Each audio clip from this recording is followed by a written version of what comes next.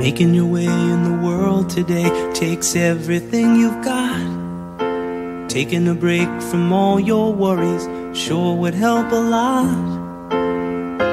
Wouldn't you like to get away? Sometimes you wanna go where everybody knows your name,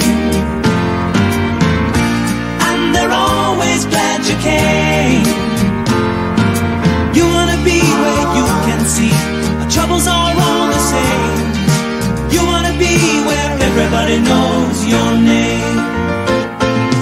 You wanna go where people know people are all the same. You wanna go where everybody knows your name. FightSaga.com presents WAWR Week Radio Chats with boxing scribe Joseph Heron. Guys, greetings and salutations from San Antonio, Texas. I decided to go live. It's haven't had really that much time focused on a lot of local promotions, a lot of regional activity here in South Texas. But I decided to go live to talk about things that are kind of being, well, kind of overlooked as of late because of all the recent activity and all the gossip being spewed across YouTube, as well as the boxing, well, social media pages, that sort of thing. We actually have a big heavyweight fight coming up this Sunday. Most people really aren't talking about it. Guys, I dropped the link in case anyone wants to join me in this fine discussion. We should be joined by my dear friend, Young Bill, my partner in crime. We're going to be commentating a big fight, regional fight card coming up on DirecTV on September 10th. If you're in South Texas, hope you guys can join us. Tell you what, so at this time in the queue right now, gonna invite my good friend, Mr. Anthony Manzano, to the show. Anthony, how you doing tonight, brother? Hey, Joe. Joe, I have a question for you before we get into our subjects. Yes, sir. I want your opinion from the perspective of a person who's been covering the sport for a while now.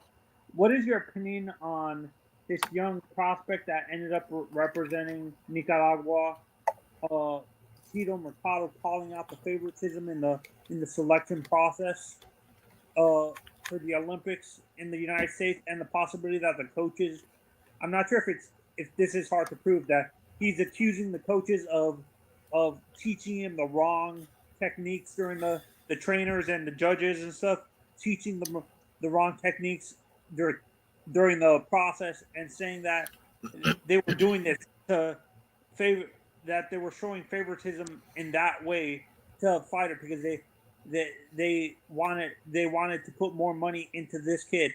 Is that hard to prove, or can a fighter actually Well, look, I'm not savvy enough or familiar enough with the situation to comment intelligently on it, but I will say this: no, it's not uncommon, especially in those countries. No, he's from the United States. He ended up he ended up choosing Nicaragua because he didn't make the U.S. Olympic team. Yeah, no, because apparently he didn't get a fair shot. Well, you know what, brother? At this level, now, once again, I'm not familiar enough with the situation to comment intelligently on it, but look, there's no shame in losing at the Olympic box office. There's no shame in losing at any kind of world-class amateur competition, the Pan American Games, the World Games. There's no shame in losing. And honestly, it's a really bad look if a fighter says he didn't get a fair shake, because you've got 3 rounds to work, and it's an amateur competition. Okay. Oh, okay. And honestly, who's fighting? I mean, look. And Teofimo Lopez, he didn't make the Olympic team, so he ended up competing for Honduras. Mm-hmm. Once again, there's no shame in losing at this level. Mike Tyson lost during the Olympic box office, okay, and he failed to make the Olympic team. There's no shame in losing at this level, especially amateur competition. Like I said, you got three rounds to work. Mm-hmm. Okay. And once again, and especially the way the amateur scoring system was, back in the day, very different than it is now. Now you don't have headgear. Now you've got smaller gloves. Now it's scored a lot like a professional bout. So if you can't make the Olympic team now, you can't blame it on the scoring system. You can't blame it on the judges. It's like that's your own damn fault. And if you don't have any accountability and think you were treated unfairly, take it up with USA Boxing. But it's a bad look to not have accountability at this level, and it just speaks volumes on what we should expect when you turn pro. Right? Yeah, no, yeah, and who's fighting? What heavyweight? Oh, wait, is it the Usyk? Is it? Come on now. See, this is my point exactly. You guys have forgotten that it's Andy Ruiz versus Luis Ortiz coming up this Sunday, September 4th. Guys, I'm going to be hosting at Dave & Buster's in San Antonio, TMB Promotions final press conference. I'm going to be hosting it at the Dave & Buster's on 410 and I-10 in San Antonio, and then immediately following the press conference, we're going to be watching the big pay-per-view event at Dave & Buster's. I'm going to be doing commentary between rounds. So, guys, please join us if you're in the South Texas area. Want to give a shout-out to my brother John McSmith. Greetings and salutations to Big Joe in the know, voice of War Week Radio. Thank you, my brother. God bless you, and thank you for always supporting the program. Also, my brother from New York, Big Luke, War Week for life. Brother, absolutely. Thank you for always being down, Big Luke. We appreciate it, my friend. We consider you a very close member of and longstanding family member of War Week Radio, brother. God bless you, my friend. I hope all is well in your neck of the woods. I missed some of your shows last week. Specifically on Sunday. You guys usually do a show on Sunday? Yeah. Well, we missed because, Coach Gogi, right? You know how Coach Gogi is. He will not talk about something that he doesn't want to talk about.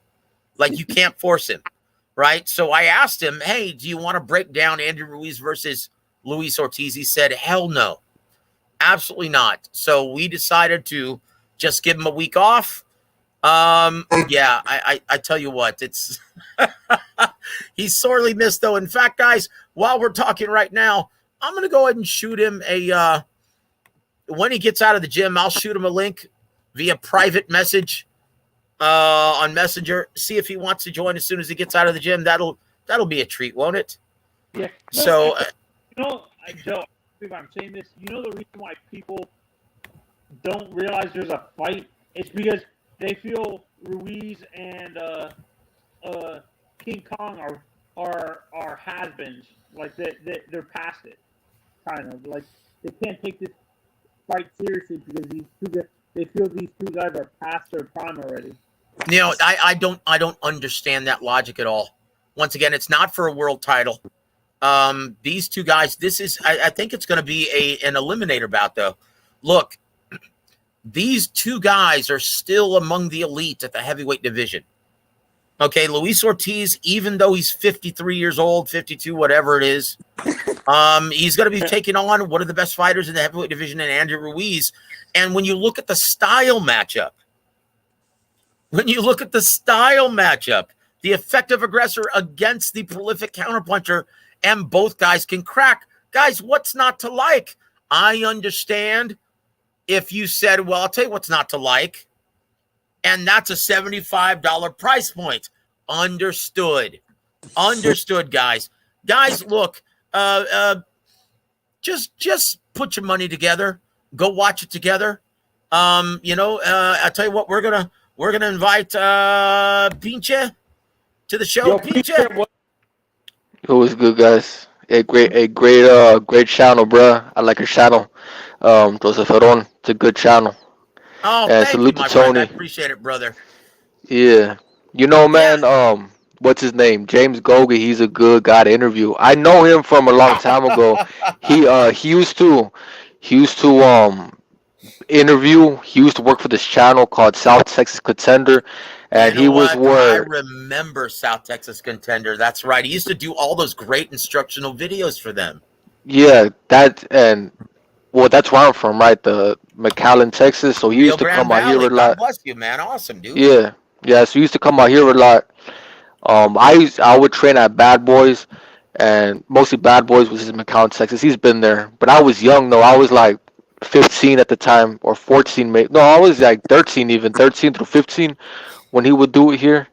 So that was Hmm. like a long time ago, you know. But yeah, That's awesome, man. So you know your way around the ring, and yeah, and you've heard instruction from Gogi. I will say this, and because Gogi is how he is, right? He's as outspoken as he is honest, right? yeah, In my opinion, and I went and covered several shows down there when he was working with Marinas Promotions, Marinas Boxing, I think it was. Um, in my opinion, and this is not aimed towards you, but as a whole, the boxing community didn't really appreciate what Gogi had to offer back then. in the valley. Yes, in the valley, Yeah, and in and the it, valley. it's a damn shame, man, because Gogi is as good as it gets in the sport. You know, in the valley, there's not that much. There's boxers here that people like to fight, but it's not like a big city, right? Like when I Yeah, go up north, like the Houston or like Dallas, they have like proper gyms. Out here, there's not that much champions, for world champions to feed off from. You know, it's yeah, mostly just guys, you know, that just fight just because they want to fight. Nothing much to it. Out here, people don't really make it big in boxing. The Figueroas did, but yeah. I think they worked up north a lot. And then you also have the drummer boy Eric Molina, who had a couple of big events under Yeah, the Don King. heavyweight. Yeah, and you know Eric is such a good guy, and he's a very smart guy, and yeah, I hear he's school teaching now, isn't he? I don't know. I don't know too much about them. But, I mean, I know Eric, but I don't know too much about his life, honestly. But he was a good guy. Very intelligent guy. He's got a master's degree in education. So, Yeah. hey Joe, you're gonna like this. I was reading an article recently, and uh, Apple Plus, Apple TV, or Amazon are battling for the rights to the Contender series, and they're thinking of putting it on Apple or Amazon You know or what? That would be amazing if, because once again, I really love the Contender series, and it really gave some hardworking fighters a lot of mention, a lot of notice, the spotlight they deserve. I mean, Sergio Mora, um, Bad Boy Grady Brewer. yeah, Grady Brewer, K9 Bundridge, who else? The There was a female on Peter, that. hold on, Peter Manfredo Jr., Brian Vetta from Austin, Texas. I mean, yeah, it gave a lot of really hardworking fighters that spotlight that they really deserve, and they ended up making some really good paydays and getting some big opportunities as a result. I mean, Sergio Mora, he ended up beating Vernon Forrest at 154 pounds to win the WBC title. So you know what? That's what boxing needs. They need more mid-range platforms to give these hardworking guys greater opportunities. I love the idea. I absolutely love the Contender series, and you know what? Credit to Apple Plus for investing in our beloved boxing, because that's what we need. And boxing. Frank Baez to beat Alfonso Gomez was actually on that show as well, man. Yeah, Yeah, wasn't absolutely. there? I have a question. Wasn't there a great former champion or so, a female champion that was competing on that series as well? Wasn't there a season of the Contender that was all female competitors at one You know point? what? I don't remember because, and I'm the wrong person to ask. Look, I know this is a very politically incorrect response as of now, but guys, I'm sorry, I still am not, and I've never been a huge fan of female boxing. Even I'm with not. I'm not. Just like, look, I'm not a huge fan of WNBA either. It's just not as good of a product. And look, I have so much respect for anyone who laces up the gloves and steps foot in the ring, but look, it's just not a good product compared to what we're used to seeing from the guys. That's all. You know. yeah, I can see where you're coming Hmm. from because no one wants to see these women get hit and stuff like that. You know what? I'll tell you what, Snoop C. Not to change the subject, brother, and I respect everything that you're talking about. Both of you gentlemen, Pincha as well as Anthony. But Snoop C says is Fragrias versus Cepeda going to be on Fight TV or Triller? I don't think it's going to be on either. Okay. But once again, it's not a pay-per-view fight. In my opinion, guys, don't be shocked if this is the first big event on Discovery Plus. which once again, we could be ushering a new era of boxing on HBO. Discovery just purchased Time Warner. So, guys, we could be looking at Discovery Plus, the new streaming series from HBO, right? Yeah. So don't be shocked if is it gonna have the same team? No, unfortunately, they're all. I mean, Larry Merchant's 91. Jim Lampley is approaching 80. Yeah, it's true. Yeah, I mean, honestly, guys, if you must know, Young Bill and I are going to be putting our names in the hat to try and get this assignment, right? So I'm hoping you'll see my big moon pie face and my jalapeno nose on TV, Discovery Plus, when it comes time to announce these fights. Tell you what, let's. Young man, don't downplay yourself. Brother, let's see. If you can't make fun of yourself, you know what good is it then? I tell you what. Let's give. Hold on. John McSmith says, yeah, when it coming up to with Ruiz versus Ortiz, and we'll break down this fight, guys. I'm going to talk about the style matchup. I'll talk about everything on this. But Gogi said, hell no. That's right. And you know, Pinche, you can't force Gogi to do anything he doesn't want to, brother. You know that. Yeah. So I can see why he don't like this fight. Well, you know, there's a lot to like about it, but there's a lot to dislike. And the primary thing to dislike is the fact that it's being forced upon us via pay-per-view. And once again, this is a Fox determination. It has nothing to do with PBC, has nothing to do with the fighters. Everyone knows this is not a pay-per-view fight, right? Mm-hmm. Everyone knows this is not a pay-per-view fight. Unfortunately, though, Fox refuses to pay the guaranteed site fee or guaranteed licensing fee for any of these matchups unless it's attached to the antiquated pay-per-view revenue stream. That's the only way they're going to do it. And why? Because it doesn't garner enough mainstream sponsorship. Look, if boxing were still a mainstream commodity, and if they could still get the same sponsorship dollars that other sports do, we would be seeing it live on regular Fox. Mainstream flagship Fox, home of the NFL, right? We would be seeing that, but it's because they can't get enough sponsorship dollars to support the event. So they have no choice but to attach it to the pay-per-view revenue stream. And guys, and like I just stated on Young Bill's channel, that's one of the reasons why we regularly discuss the business of boxing when most fans don't want to hear it, because it explains why certain things happen and why they don't happen within this sport. And guys, we're going to talk all about this in a little bit. I just received intel off the air from my brother Young Bill, someone that he spoke to. If this is indeed true, and once again, my brother Young Bill, he tells it like it is, and I have no reason not to believe him. If he's telling me and his intel is correct, then we are for sure going to get Crawford versus Spence on November 19th. So we're going to talk all about that in just a bit. I want to give a shout out to my brother Lance Meyer. Thank you for always supporting the show. He's at WAWR Week Radio. Am I late? You're never late at Halftime Pizza. Thank you very much, brother. And yes, this show is sponsored by Halftime Pizza, and they're also hosting the September 9th weigh-ins. Pincha, if you're in the South Texas area, brother, and you don't mind the trip up, I'll get you some tickets, brother, if you just make the trek. We're going to be calling the fights, Young Bill and I, at the Techport Arena on September 10th in San Antonio, if you'd like to be a part of that, my friend. Hey, Joe, and September 10th, maybe September 10th. That's about 10 days, next week. Yeah, man, it's next Saturday, brother. Next Saturday. So who's fighting? Don't forget, I've noticed this with the young athletes, like specifically in the Latino sector. I've noticed they're starting to move away from the boxing arena because they're not getting the money right away. They're moving towards baseball, basketball, and football. Well, look, they're, and once again, it's promoters are have no one else to blame but themselves.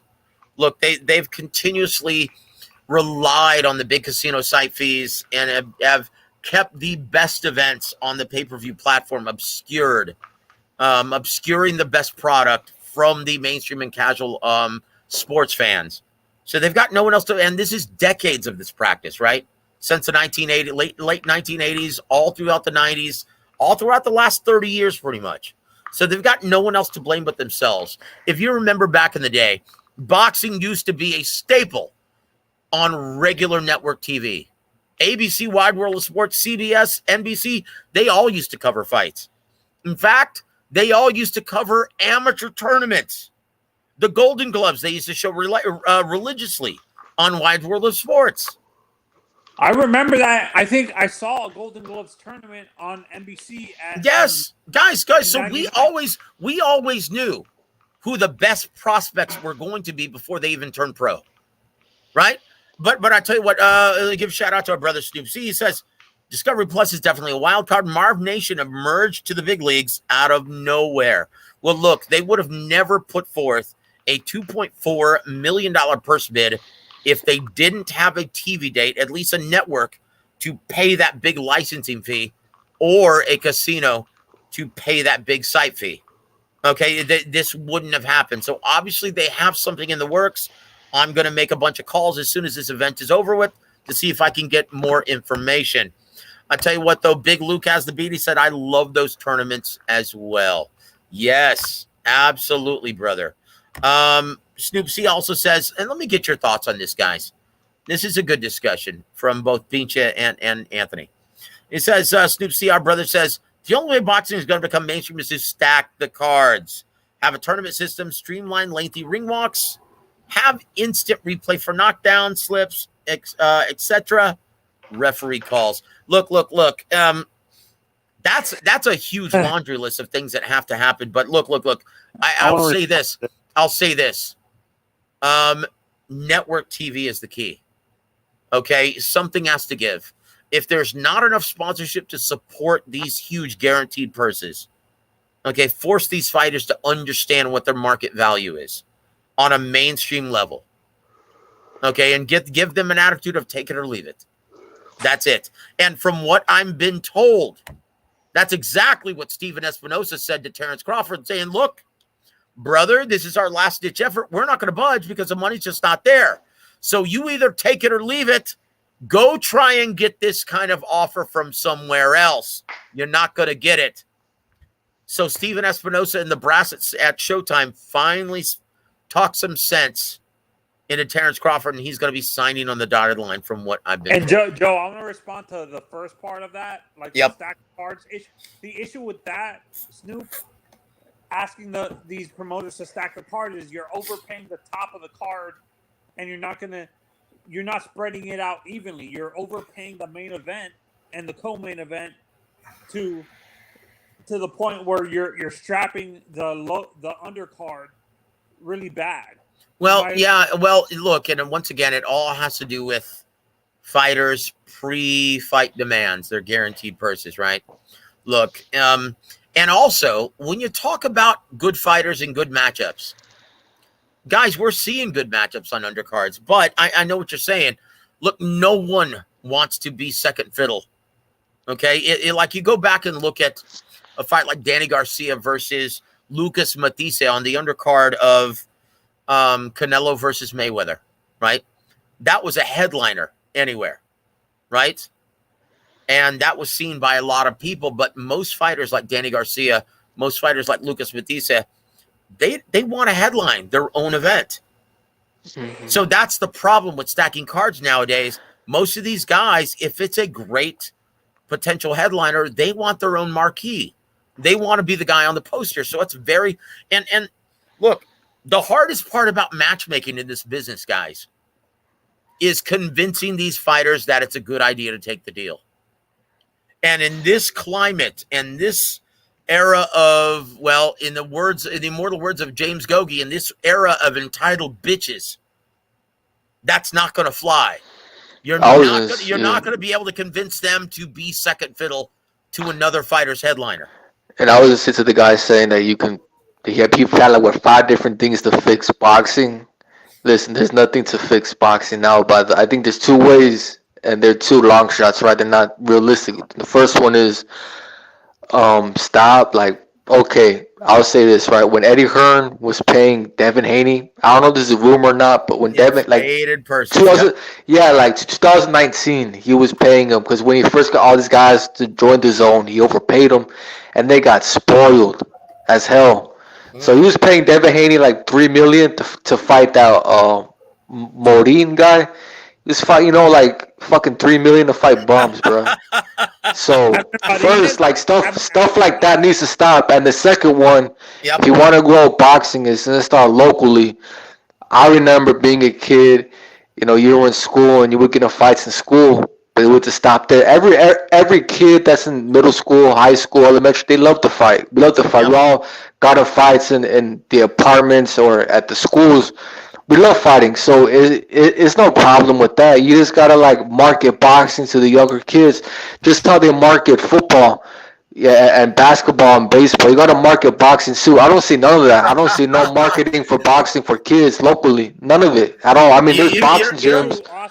Brother, you know what? You hit the nail right on the head, Pinche, and you're absolutely right. And this is why I've focused all of my attention on regional cards, because that's at the grassroots level. That's how you create new fans. That's it. And in my opinion, just looking at the road ahead, that's going to be the lifeblood of boxing, dude.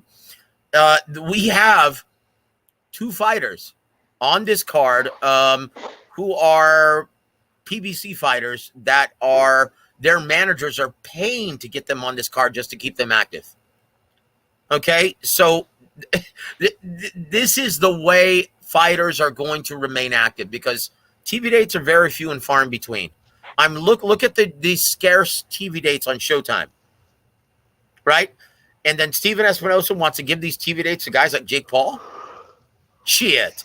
So anyway, I tell you what. I'm gonna give a shout out to our brother Big Luke. He says, "I think you guys forgot Jadon Codrington.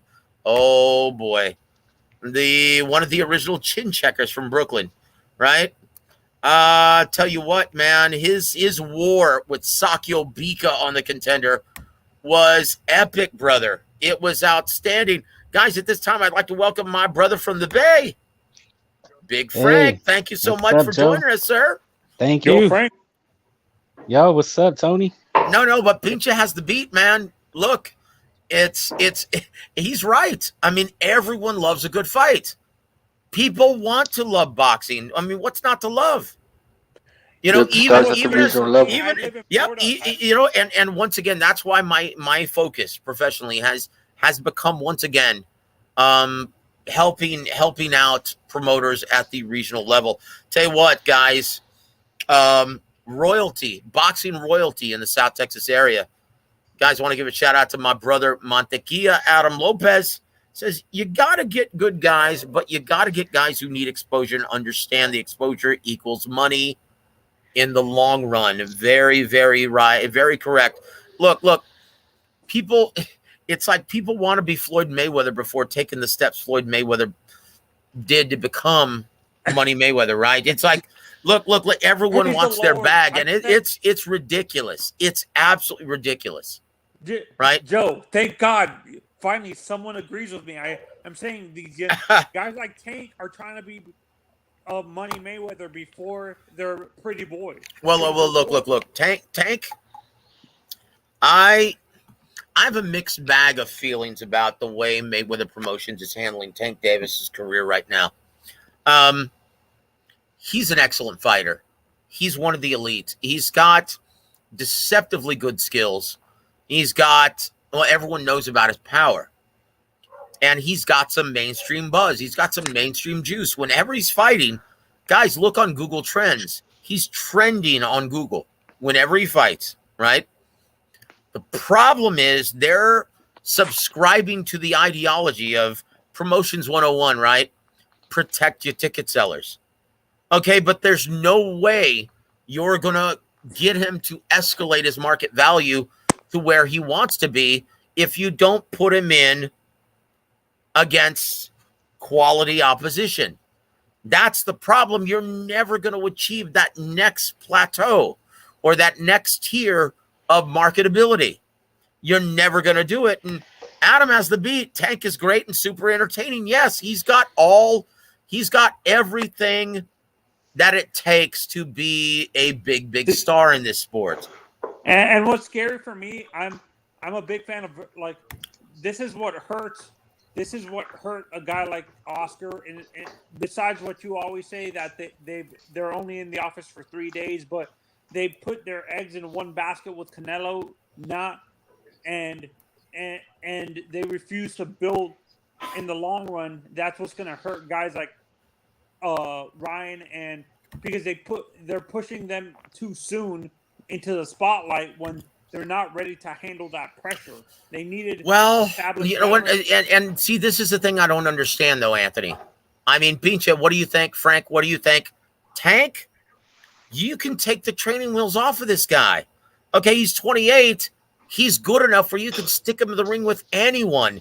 Okay, and even if he loses, he's not going to be embarrassed. He has that ultimate neutralizer, and he's got elite level skill.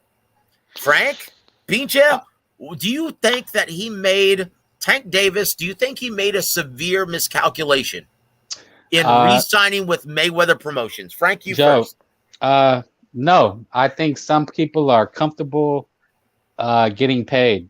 Like, some people are comfortable going to work and getting their check and going home. They don't have to do anything extra, and I'm okay with that. Yeah, you know what?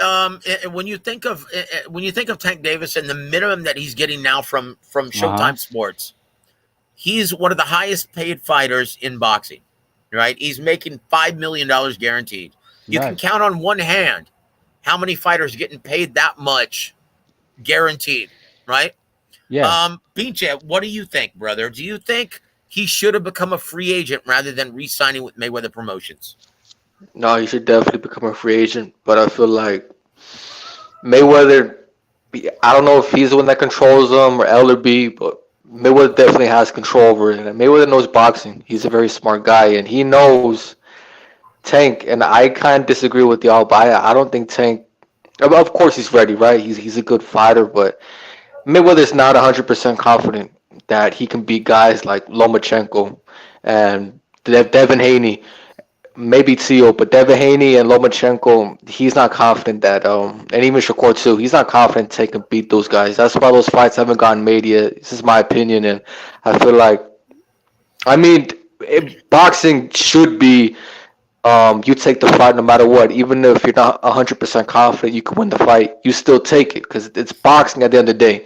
Just like any other sport, you test yourself, but boxing has become such this weird business nowadays.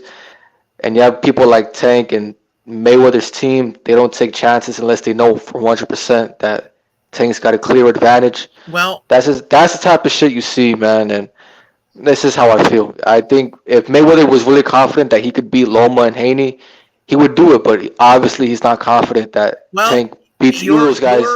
You're mirroring the sentiment of the great majority of fight fans. And look, in my opinion, it's not that they're afraid to. What happens now is, okay, Tank Davis is exclusive now. He signed an exclusivity deal with Showtime Sports.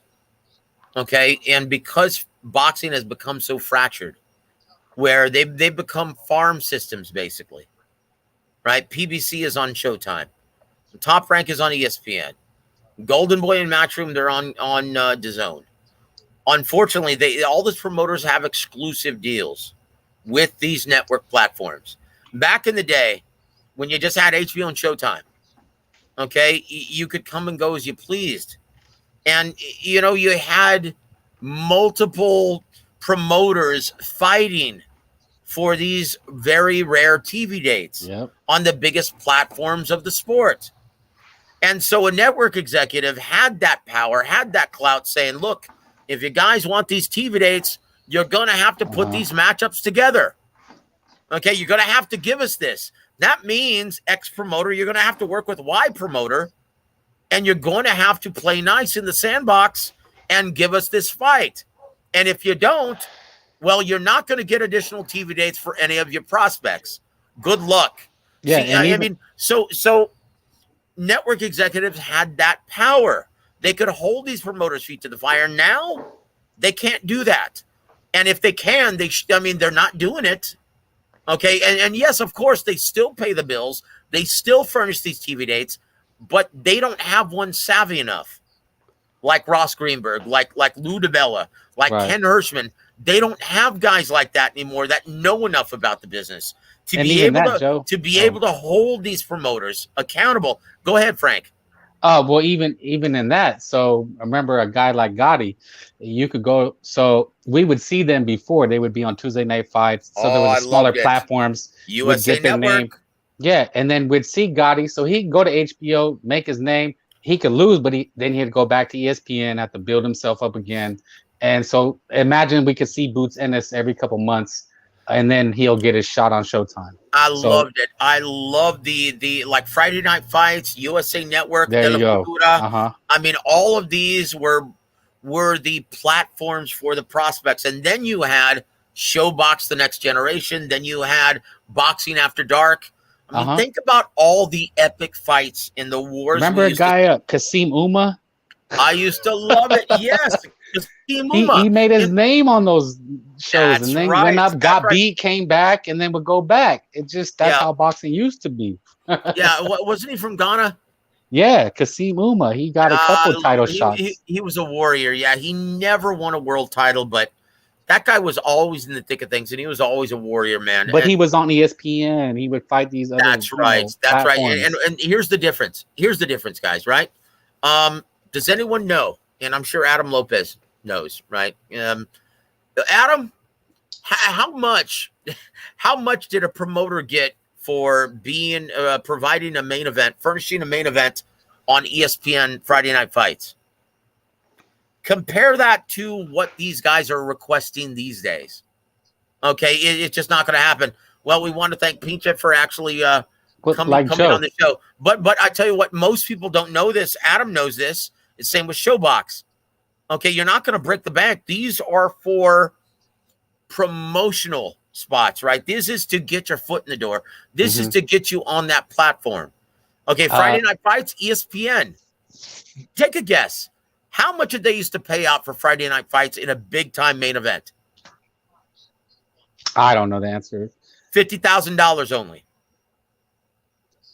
Yeah, like somebody said, as mentioned in Boots, right, Joe? So imagine, do you remember who was the Oscar Larios? Remember Oscar Larios? Oh, Oscar Larios, yes. Oscar Larios, right? He earned his shot on the big platform because this guy's saying Boots couldn't do this. Well, if you put him on a regular ESPN platform, he could sell out Philly, he could build his name like Oscar Larios, and eventually get a big money fight on HBO. That's how the game used to work. Well, look, yeah, exactly.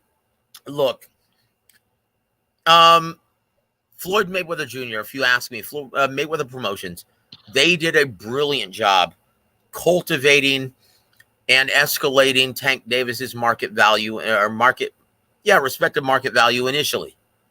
But it's run into a roadblock. They're not doing a good job expanding his market value. Since actually becoming a pay-per-view commodity in their mind. Okay? In my opinion, they need to put him back on regular subscriber Showtime to get him in front of as many eyeballs as they possibly can, because he's hit a wall. He's not getting any bigger. You look at Canelo, okay, as a comparison. In comparison, he's escalated his brand to become the biggest fighter in boxing. Biggest fighter in North America, definitely. Right? This is a guy who can actually write his own check. And look, if you ask me, Tank Davis, to escalate his brand and to increase his market value, he should have remained a free agent. Can you imagine what kind of money, what kind of matchups like DAZN would have thrown at him? ESPN, what kind of money they would have thrown at him to make fights with Teofimo Lopez, Lomachenko? I mean, those are big time events. And you know what? The free agency market would have treated him much better than Terrence Crawford, right? Because he's actually a ticket seller. Well, let's hope he doesn't end up like a Broner, having turned down big time bucks. You know what? In my opinion, he's got a much better head on his shoulders than poor Adrian Broner, and I really feel for him. Adrian is You know, and once again, you've got Adrian Broner, AB, the persona, and then you've got Adrian Broner, the real guy, right? Because in real life, guys, no bullshit, right? All bullshit aside, Adrian Broner's actually a good guy. Very generous, almost too generous for his own good. And then you've got AB, the guy who wants to be living the life with the posse surrounding him.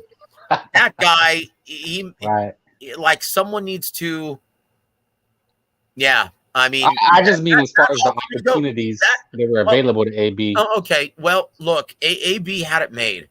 He actually was cultivated by HBO back when Heyman actually was doing a good job for his fighters, right? That's the last I'll say about that. But Adam says Tank is a killer in the urban demographic. Yes, he is. Agree. He is, but there's only so far that can take. That's like saying Devin Haney is a killer among the YouTube boxing community. Okay, there's only so far you can get there. There's only so far you can get with that.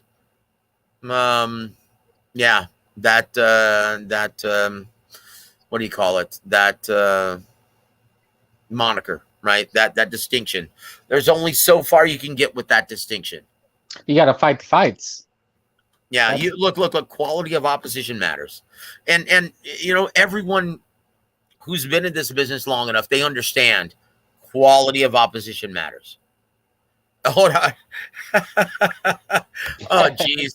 Welcome, Joey Chaz, to the show. Always the optimist. Says Tank has the Section 8 crowd.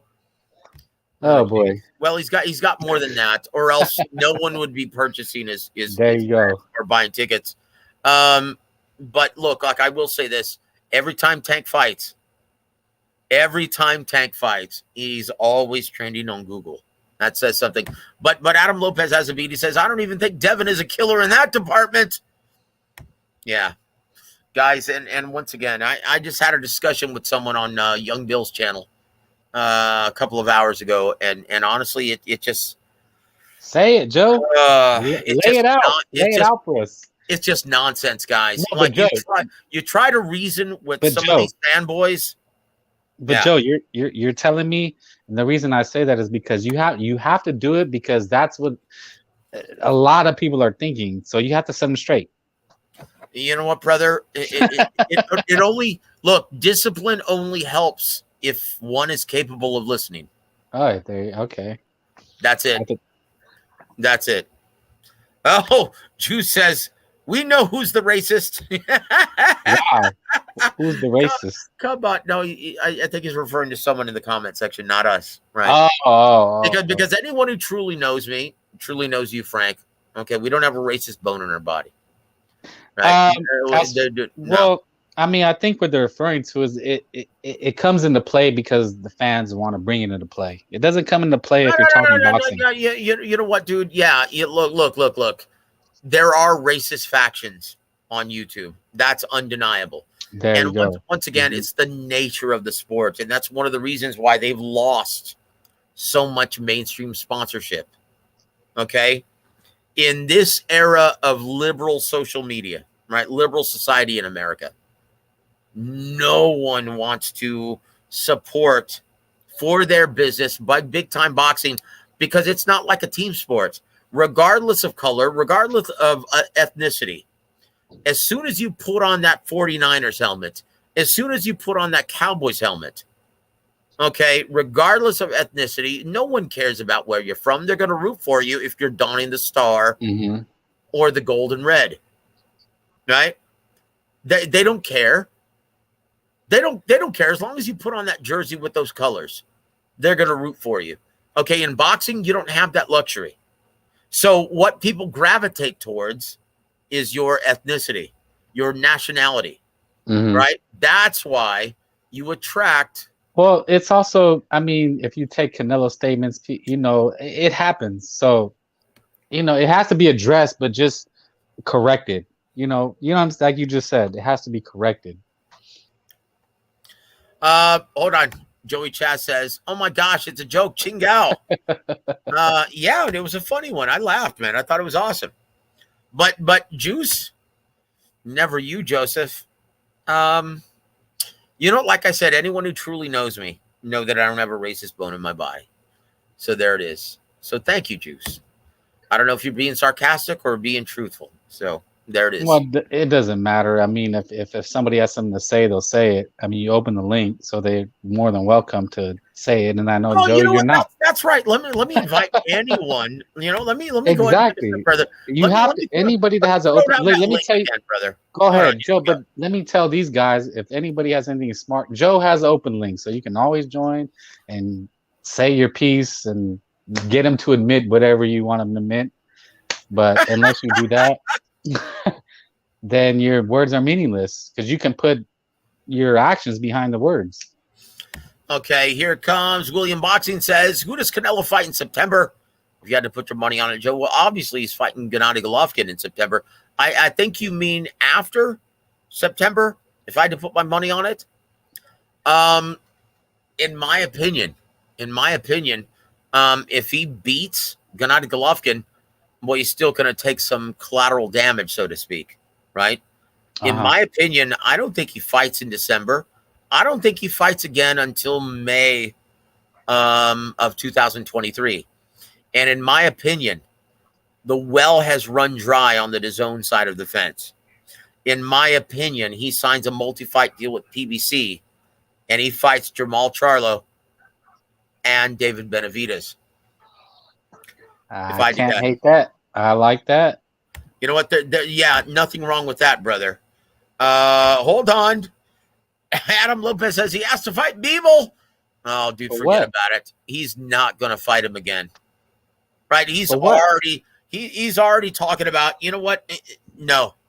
Bivol's not. If he loses to Gilberto Zurdo Ramirez, yeah, he's not getting the fight. Right? But that's just an excuse. Once again. Well, I talked to you before, Joe. Bivol was doing his best to not have to fight Zurdo. They were trying to get Bawatsi. Oh, well, that's all his promoter. A warrior like Bivol doesn't care. I understand, but right? Like Bivol's a champion, and he's faced every style imaginable in the amateurs, right? I want to give a shout out to our brother Wise Guy. Thank you for joining us. He says, hold on. He says, I'm a huge Canelo fan, but I'd rather see Canelo fight other people than Bivol. Yes. Honestly, I love the Bivol versus Zurdo Ramirez fight. I absolutely love it. Hold on. I want to give a shout out to my brother who's joining us from Thailand, and that's my brother Scott70. Welcome to the show, sir. Nice scoop on Crawford versus Spence. Guys, let's start talking about that. Okay. So here it is from what my brother Young Bill stated, and I wish he would join us. We're almost an hour in, and he's nowhere to be found, but I'm going to go ahead and say it. The intel that he told me, and I'm not going to disclose his source, but basically stated that, well, Steven Espinosa was finally able to, penetrate that hard medulla of his and talk some sense into him, convincing him to sign on the dotted line. So that's the case, according to Young Bill. And I believe him. And I'm not going to disclose his source, but his source is very reliable.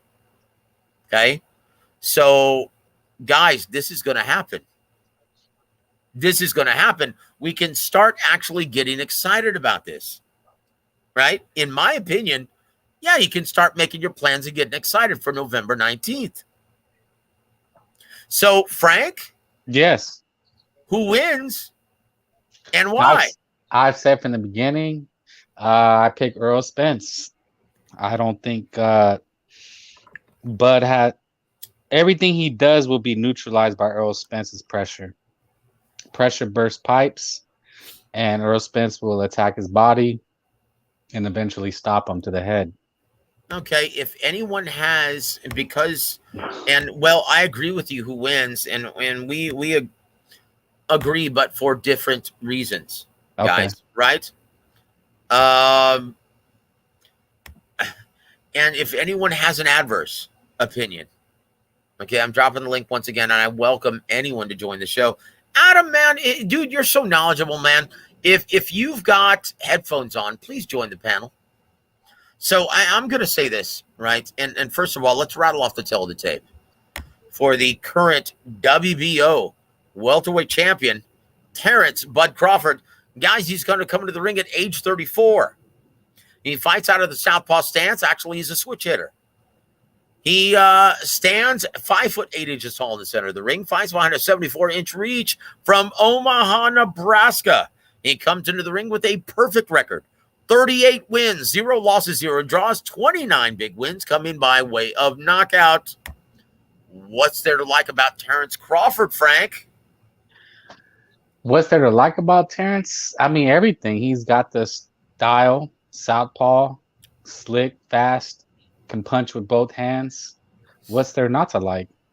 Well, yeah, I mean, look, first of all, how do you prepare for a fighter like Terrence Crawford, a switch-hitting badass, right? Mm-hmm. Ambidextrous, probably the best switch hitter since Marvin Hagler, right? Right. How do you prepare for him? That means you have to fly in or recruit fighters who fight out of the orthodox stance and the southpaw stance, right? Right. Guys who actually have good wheels too, who can actually use the entire ring to their advantage. Okay, how do you prepare for a guy like that? It becomes a very... You can't. Exactly. It's very difficult, but as you stated, as far as pressure goes, what happens to the southpaw position when you close the distance? It disappears. Left open. You're going to drop your left. There is no more southpaw advantage from short range, right? But Snoop C has the beat, okay? And our brother Snoop C is always very insightful. And he says Errol Spence versus Terrence Crawford is the biggest in-house Showtime production Steven Espinosa has put together without the help of top-ranked ESPN, HBO, and the bigwig Les Moonves or Dana White UFC. Absolutely, my friend. And I tell you what, if this fight does indeed get made, then Steven Espinosa deserves a ton of credit. Okay? Because let me tell you, Terrence Crawford represented himself without the help or negotiation prowess of someone like Bob Arum, someone like Al Heyman. Getting through to that guy has been nothing short of miraculous. And if he was able to get through to Terrence Crawford and Brian McIntyre, then that deserves a ton of credit, right? That deserves a ton of credit. Yeah, this is... Juice says this, and I don't know about this. Spence Crawford pay-per-view numbers will beat all expectations. I'm hoping so, but that's all going to be contingent upon how much money the promoter, right? Terrence Crawford, as well as PBC, Al Heyman, and Showtime spend on the promotion of the event. Look, when you look at the rematch between Tyson Fury and Deontay Wilder, when that fight was first announced, was that really a huge event? When you look at the first fight on Showtime, it did meager pay-per-view numbers, right? Yeah. Okay, so no one had that really, the rematch really didn't catch the boxing world on fire. But Fox and ESPN, combining their marketing dollars, they spent over $10 million advertising and promoting that big event. And boy, it turned into a Goliath. It became the biggest heavyweight fight we've seen in a very long time. Dare I say, definitely since Holyfield Lewis, since Lewis Tyson, right? So this is all going to be contingent, okay, on how much money Showtime and the promoters involved want to spend in promoting this event. Because if they don't spend the kind of money, like advertising this during football season on CBS, then good luck. Good luck, because the pay-per-view, the antiquated pay-per-view model is broken. Everyone is pirating these events. Guys, Andy Ruiz Jr. versus Luis Ortiz on Sunday. Guys, it may not break 50,000 purchases. I guarantee you everyone's going to see the fight. but very few are going to pay for it. That's the problem. That's the problem, guys. It's a big problem. I mean, people say they complain because you complain, but are they going to buy it? That's what it really amounts to me. That's the problem. The great majority of the fans that bellyache that this is a shitty event, well, they don't purchase these fights anyway. Well, I remember. I mean, Top Rank used to do Pinoy Power. I mean, how many of those? I used to love. Also, man, the Latin Fury cards that Top Rank used to put. Dude, they did. I think Larios was on those. Yeah, they did better numbers than the pay-per-views that are being staged now. I guarantee you, they did better numbers than Fury versus Dillian White stateside. Yeah, I mean, people are going to complain either way because it's pay-per-view, but you can only complain if you buy it and it's not what you thought it was going to be. But who really thinks it's supposed to be what it's supposed to be? Hold on, brother. Adam Lopez says, "No, I'm going to Halftime Pizza to watch it." No, brother. Hey, Adam. This Sunday, okay, we're having our big final press conference at Dave & Buster's, the Crossroads Mall location, right, on 410 and I-10. I'm going to be hosting the final press conference, and then post-press conference, we are going to be watching the Andy Ruiz, Luis Ortiz pay-per-view at Dave & Buster's. So please be my guest, man, and watch it with me, my friend. It's going to be a lot of fun. Bringing my Roku to Halftime Pizza and buying it there. I mean, I think it'll be a good, fun fight. I love Halftime Pizza, man. I can't argue with that. I love me some Halftime Pizza, brother. I mean, I think it'll be a good, fun fight. It's just people are complaining it's pay-per-view. Well, I will say this, and this is my brother, Scott 70. And once again, it's 10:12 in the morning over there, brother. In Thailand. He's joining us from Thailand. Thank you so much for joining us, brother. Joining us live. And he says Crawford versus Spence is not the global event in the way Lewis versus Tyson was. Yeah, but neither was Fury versus Wilder. And it just took on a life of its own. Okay, and keep in mind, once again, the promotion was they advertised this during bowl games.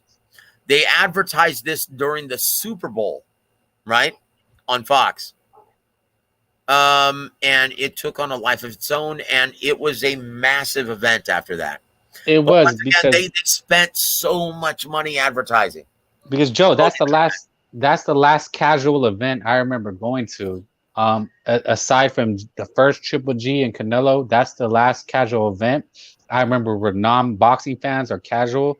I went to a fight party to see Deontay Wilder and Tyson Fury. Yep. It was a big-time event. Big-time event, brother. And the thing I would see about Spence that would let me know if Spence with Crawford was as big as we think it should be or will be is, Canelo Triple G is being offered in theaters. Yes, and guess what? Guess where I'm going to go see it? In a theater? Well,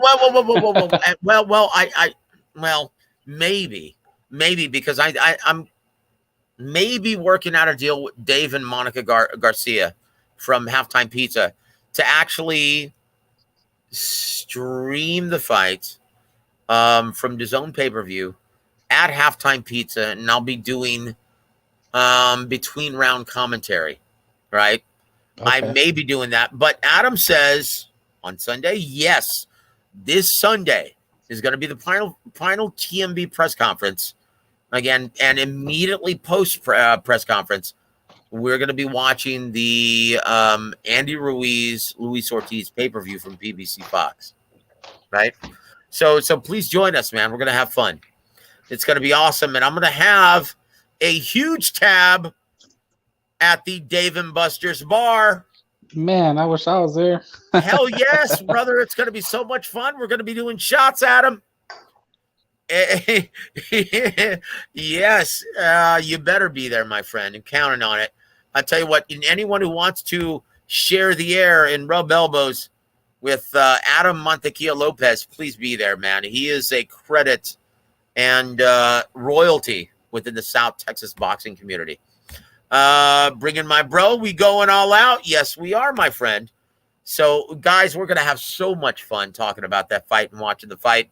But I will say this. Anyone who wants to support Canelo versus Triple G3, go watch it in a theater. Guys, it's the next best thing to watching a fight live. It's on a big screen with THX sound. You pay your $30 per ticket or whatever it's going to cost, and you're going to be surrounded by a room full of 400 or 500 fight fans screaming at the big screen. That's going to be surround sound. It's the next best thing to see in the fight live. Yeah, I want to say I seen was it Canelo that who did he fight on the undercard? Did he fight on the undercard of Mayweather? He beat up some poor sap on Cotto Chavez on Cotto Mayweather. Didn't he? I don't know. I think he was already a headliner on pay-per-view by that time. Yeah, well, I seen Cotto Mayweather in the theater, and it was pretty cool, man. It was my first experience in a theater because that was relatively new at that point, wasn't it? Yeah, and let me tell you, man. No. They've been showing fights in theaters for a while now. It used to be called closed circuit, right? Okay, yeah. But I will say this though. I wish I'd seen it in theater because let me tell you, I covered Cotto versus Mayweather live, and it was a rat race. Everyone around the world was there to cover that fight, and let me tell you, I wish I had stayed home. But I tell you what, my want to give a shout out to my brother Dragon Leg. Thank you for joining us, sir. And yes, seeing it in the theaters is amazing, brother. Right? Joey Chaz says in Texas, yes, that's where we're there. And oh, great, a theater full of drunk Mexicans, brother. That's the best crowd you'll ever see in a fight. Brother, come on, man. What's better than a packed house full of drunk Mexicanos? Chingao, brother. Oh, man. You should have seen him at Martinez Chavez. I mean, it was quiet. Yes. It was a ghost town. I mean, I went to a closed circuit, actually. Chavez Martinez. No. Sergio Martinez was given in the business until the final round. And then, oh, man, the theater exploded. All the Mexicans threw their beer up. Oh, we thought it was over. I thought it was over. Tell you what, the theater of the unexpected. You just never know, brother. But I tell you what, imagine what would have happened with Chavez Jr.'s career had he actually been serious and dedicated, as dedicated as his father was. Yeah, well, his brother was supposed to be better. Omar Figueroa? And no, Omar Chavez. Remember, his brother was coming Omar up Chavez. under him. I remember. And then the accident happened. I think that's what detailed. He was like legit. Yeah. No. Well, look. Chavez could have been legit, but unfortunately, this guy. Oh, he had the athletic gifts of a real prize fighter, but a 10-cent head. I mean, seriously. Hold on. Let's see. Could be wrong, but I think Joe Louis versus Max Schmeling was the first fight to be shown in theaters. I know the first one was on radio, right? And that's the way usually fights were broadcast via radio all over the country, all over the world. I'm not sure. I know that the closed circuit used to be exclusive to the Teleprompter Corporation. You remember the Teleprompter, right? And once again, it was handled from a promoter perspective, right? They would get regional promoters. The Teleprompter Corporation would get regional promoters to book these theaters and show them via closed circuit through that technology back in the day. And it started back in the 50s. So I don't think it was Joe Louis, Max Schmeling. I think the very first big one was, if I'm not mistaken, Floyd Patterson versus Ingemar Johansson. I think that was the first big one. I may be wrong, but I don't think so. But thank you, Scott70. I tell you what, it was around that time, though, just a little bit later. The very first technology it happened in the 50s, right? So I think it was after that. And I think the first big one, I'm almost certain, and once again, because I got Oh boy, a real boxing education from my years being mentored by the great Don Warwick Chargan, and that's why this channel is named Warwick Radio, right? As homage to my mentor. Guys, he taught me everything about the business, and he was one of the promoters in California who helped promote Floyd Patterson versus Ingemar Johansson with the Teleprompter Corporation. So there it is. I went to a couple of fights in SAC of his. Oh, yeah, Don Chargan Promotions. And once again, this is a guy who never relied on TV dates or big casino site fees to stage his fights. He was a firm believer that ticket sales and getting, well, mainstream and casual audience members and sports fans to get them interested, that was the lifeblood of boxing, and he wasn't wrong. I mean, look how healthy the sport is in America right now, being reliant on TV dates and being reliant on big casino site fees, right? Mm-hmm. That's why it's so much healthier in the UK. That's why, I mean, Eddie Hearn does a brilliant job in the UK, and he relies on ticket sales, right? He understands that's how you create new fans, right? So our brother Dragonlight says, Julio Chavez Jr. wants to be a model and do nails. He ain't fit for the boxing life. Well, obviously. And I tell you what did him in was him quitting on his stool, right? Once he started that, well, like as a fighter, once you quit on your stool, you open the floodgates and it becomes a regular occurrence. And that's what happened. He was so big, though. I mean, what did he get up to, 168? Yeah, honestly. And let me tell you, I'll never forget. I was doing publicist work as well as being the commentator for all of Emmanuel Stewart's web promotions, webcasts. And I remember when Andy Lee versus Chavez Jr. happened in El Paso, Texas, right? In the Sun Bowl, right? Okay. And I've never seen a ring that tiny for a championship fight. They had a go back and look at it, guys. It's sickening. I'm going to. Yeah. They had a ring 15 by 15. And when Michael Buffer, or no, I'm sorry, maybe it was I think it was Michael Buffer, maybe it was Jimmy Lennon, I'm not sure. But I think maybe Jimmy Lennon, was it on Showtime? Maybe. When he was doing the ring announcing, there were so many people in the ring while he was doing the announcements. It was absurd. I mean, it looked like a shoebox. Emmanuel was so pissed off. He was like, wait a minute. But technically, in accordance to the bylaws of the Texas State Athletic Commission, Texas Department of Licensing and Regulations, the minimum size ring that you could stage a championship fight in was 15 by 15. And because Chavez Jr. was the A side, Top Rank was the lead promoter, there was nothing that Emmanuel could do about it with Andy Lee. Oh, man. And as a result, Andy Lee was boxing a beautiful fight. And then all of a sudden, I think it was the 6th or 7th round, he got caught, and that was it. That was it. Guys, go back and look at how tiny that ring was. I'm going to. It was absurd. It was like a playpen, guys. Seriously, it was absurd how tiny that ring was. But you know what? That was Emmanuel. You know, that was Emmanuel. Yeah. He was on fire. He was complaining to me not only about the size of the ring, but he was truly convinced that Chavez was on the juice. Oh, he's such a big kid, and he wanted me to write an article about it, and I said, well, look, Emmanuel, if you have no proof, there's very little I can do about it. It's going to make you look like a sore loser, and I talked him out of it ultimately. But oh my gosh, he was convinced Chavez Jr. was juicing to the nines. The Mexican meat, the tainted meat. He was convinced, man. Chavez cheated. Oh, and he was stone cold serious, man. He's like, Joseph, you better write that article. I'm like, yeah, Emmanuel, I mean, think about it, man. I'm like, you're going to look like a sore loser if you don't have irrefutable proof.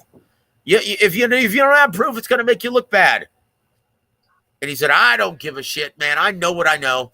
And I've been in this business long enough where I know that guy's juicing. I mean, come on, man. My fighter's the guy who had more skill, more power. And this guy took everything that Andy Lee threw at him and just walked through it like it was nothing. Mm-hmm. And you know what? He's not wrong. And Chavez, I think, blew up. Now, keep in mind, this was a middleweight fight, right? It was for Chavez's WBC middleweight title. And I think he ballooned up to about 178 or 180 the day of the fight. Yeah, he did. That's how much he weighed when he faced Sergio. Yeah. He was ginormous that day. Yeah. I mean, he's like, he had to have been two times Sergio Martinez Andy size. Lee, who has serious world-class power. Like, his shots were just bouncing off Chavez. He kept walking forward. And once again, Emmanuel had every right to suspect something, but he had nothing to stand on. And so that's why I never wrote the article. I talked Emmanuel out of it, and boy, he hated it, but he understood. He understood. But yeah, that's just one of the many stories I have of being Emmanuel. Jeez, he hated it. I mean, like, he was up in arms, man, about that ring size. He was like, "That's bullshit. That's bullshit." And he's like, "How can you stage a championship fight?" And once again, the late great Dickie Cole opens up the book and says, "Look, well, technically, you can stage a championship fight. The minimum size ring that you can have is 15 by 15, and that's what it is."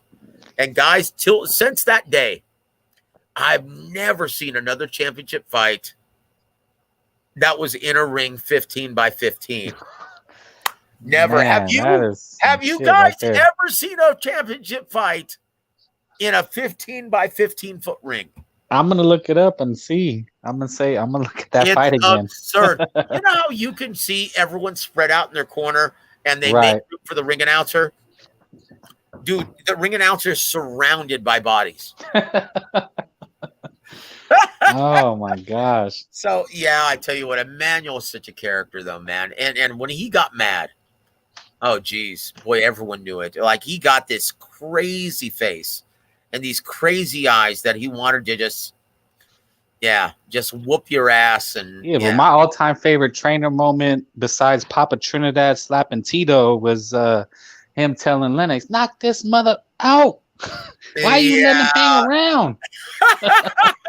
Yeah, dude. And look, and also another great trainer moment was my brother Ronnie Shields in the opposite corner telling everyone to shut the F up because he was the head trainer. It's like, you guys, you're not head trainers, so shut the F up. Mm-hmm. I'm trying to give my man instructions, right?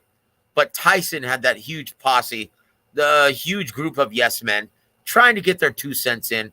And in my opinion, that's what happens when you stage a huge fight in the Tennessee State Athletic Commission.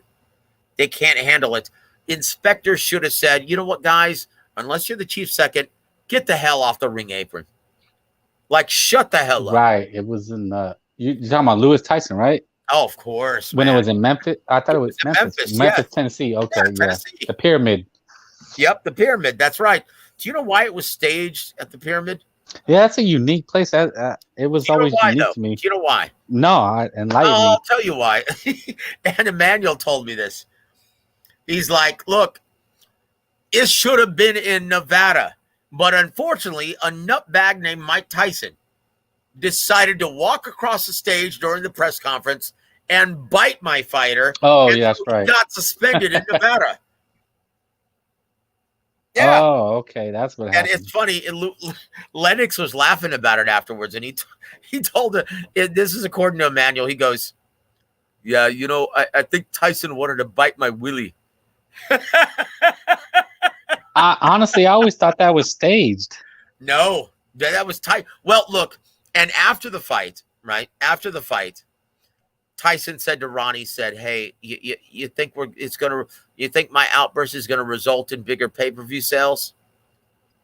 That was his modus operandi. That's why he did what he did. Yeah, so he went on the "I Eat Your Kids." So in one sense, it was kind of staged, but only in the mind of Mike Tyson. I see. No one else was in on it, right? Right. So that's a true story, guys. So Ronnie Shields and Mike Tyson had to end up having their camp in Hawaii, of all places, away from everyone, away from the media. That's when you had that Greta Van Susteren interview in Hawaii, right? Oh yeah, he went in on that, Oh didn't he? my gosh. And he did that once again just to try and be the bad guy, wear the black hat, and to promote the event. Mm-hmm. It worked. Well, he knew he was done by massive. then. Yeah, Right. it was He a said- massively successful financially, right? Pay-per-view event. But yeah, Mike Tyson in that stage belonged nowhere near the same ring as Well, Leonard. I remember Max Kellerman's. He said he had went on and said this is a huge mismatch, pay-per-view mismatch. Yep. You know, he said it before it even began. But you know, at that time, I just liked boxing. I wasn't really caring. So let me ask you this: a lot of people are under the impression. Hold on. First of all, before we move forward, I want to give a shout out to my brother Pounds. Thank you for joining us, sir. Salute to you, my friend. And also my brother Jesus M. Salute to you, brother. Thank you so much for always supporting War Week Radio. And wait a minute. I'm sorry. I just had a brain fart. What was I talking about? Lewis Tyson. Okay. It's funny. And like the week before the event, when they both arrived in Memphis, right? How was a huge mismatch? It was. Yeah, it was a massive mismatch. But once again, no one cared, man. And once again, when the mainstream and casual sports fans are involved, there you go. Yeah, it doesn't matter. But I will say this, guys, behind the scenes, Ronnie and Emmanuel are such good friends, right? And Ronnie's always been a protege of Emmanuel Stewart. It's funny. And they first met in the 70s when Ronnie Shields actually beat Tommy Hearns in the amateurs. That's when they first met. And since that time, his biggest mentors, Ronnie Shields, my brother, were Emmanuel Stewart, as well as what's his name? The defensive master. Oh my gosh, I can't believe I can't remember his name. Maybe I'm drinking too much, man. My apologies. never enough, Joe. Take another one. Oh, stop it! No. When I can't think of this gentleman's name, that's not a good thing, right? The defensive master, man. Come on. The guy who used to train Oliver McCall. What's his name? Shoot. I don't know. Well, let's just move on. It'll come to me. My apologies, guys. Though, Frank, can you start your diatribe, because I talk about something, because I have to get away for a second, man. I've been drinking a little too much, and okay. Well, what's the trending I've got to topic? take a little break. Okay. Well, let me just tell you once again. Let's go back to Terrence Crawford versus Errol Spence Jr. There you go. Okay. And once again, you favor Errol Spence Jr. Yes, I do. So why do so many fight fans favor, and not only fight fans, but people within the industry favor Terrence Bud Crawford?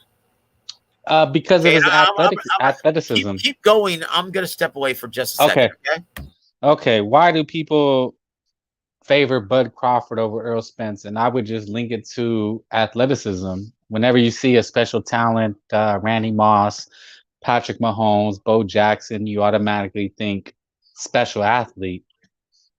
And I would agree, but boxing is a different sport. In boxing, we've seen fighters like Julio Cesar Chavez overcome special athleticism with beating Mildred Taylor. There's a great fight for any boxing fans that want to go back. Look at Acelino Popo Freitas versus Diego Corrales. If you remember that fight, Popo was dancing and boxing Diego Corrales' ears off. He was a former soccer player, so he can dance all night. But eventually, in boxing, you're going to be cornered and you're going to have to fight back. Now, if you remember Bud Crawford, he got rocked by Cavalasis. So when I think of Errol Spence, Bud Crawford, I just think you have to understand, when two great fighters fight each other, people want to talk about what Bud Crawford does so great. He switch hits. He's athletic. He's fast. But you have to understand that when two great boxers fight each other, their best things are going to cancel each other out. So it's usually going to come down to one or two things, not what everybody does great. It's going to be what other deficiencies. So what's something Bud does? That's it. Efficiencies. And thank you for holding down the fort, brother. I feel about 10 pounds lighter. Oh, thank you very much. Yeah.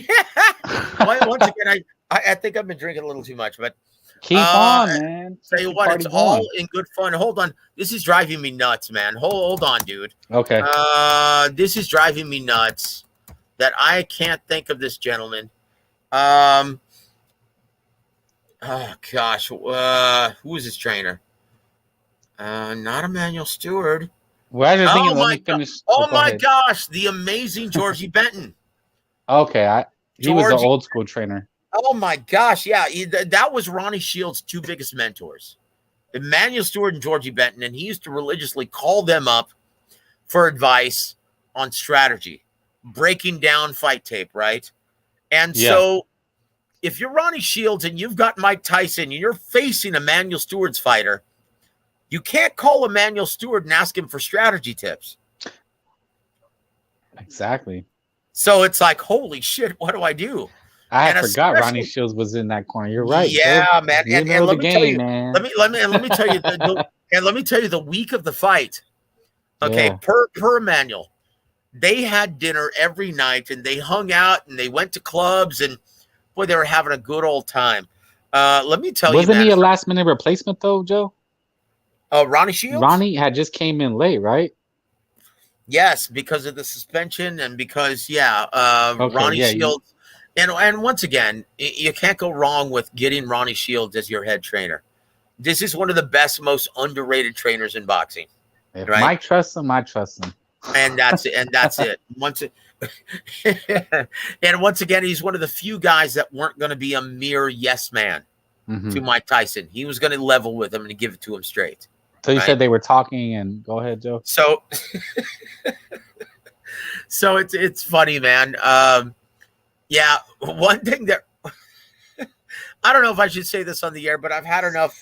You already said it. I've had enough social lubricant and enough sweet amber where I'm going to spill the beans, brother. Let me tell you something about Emmanuel, man. This guy,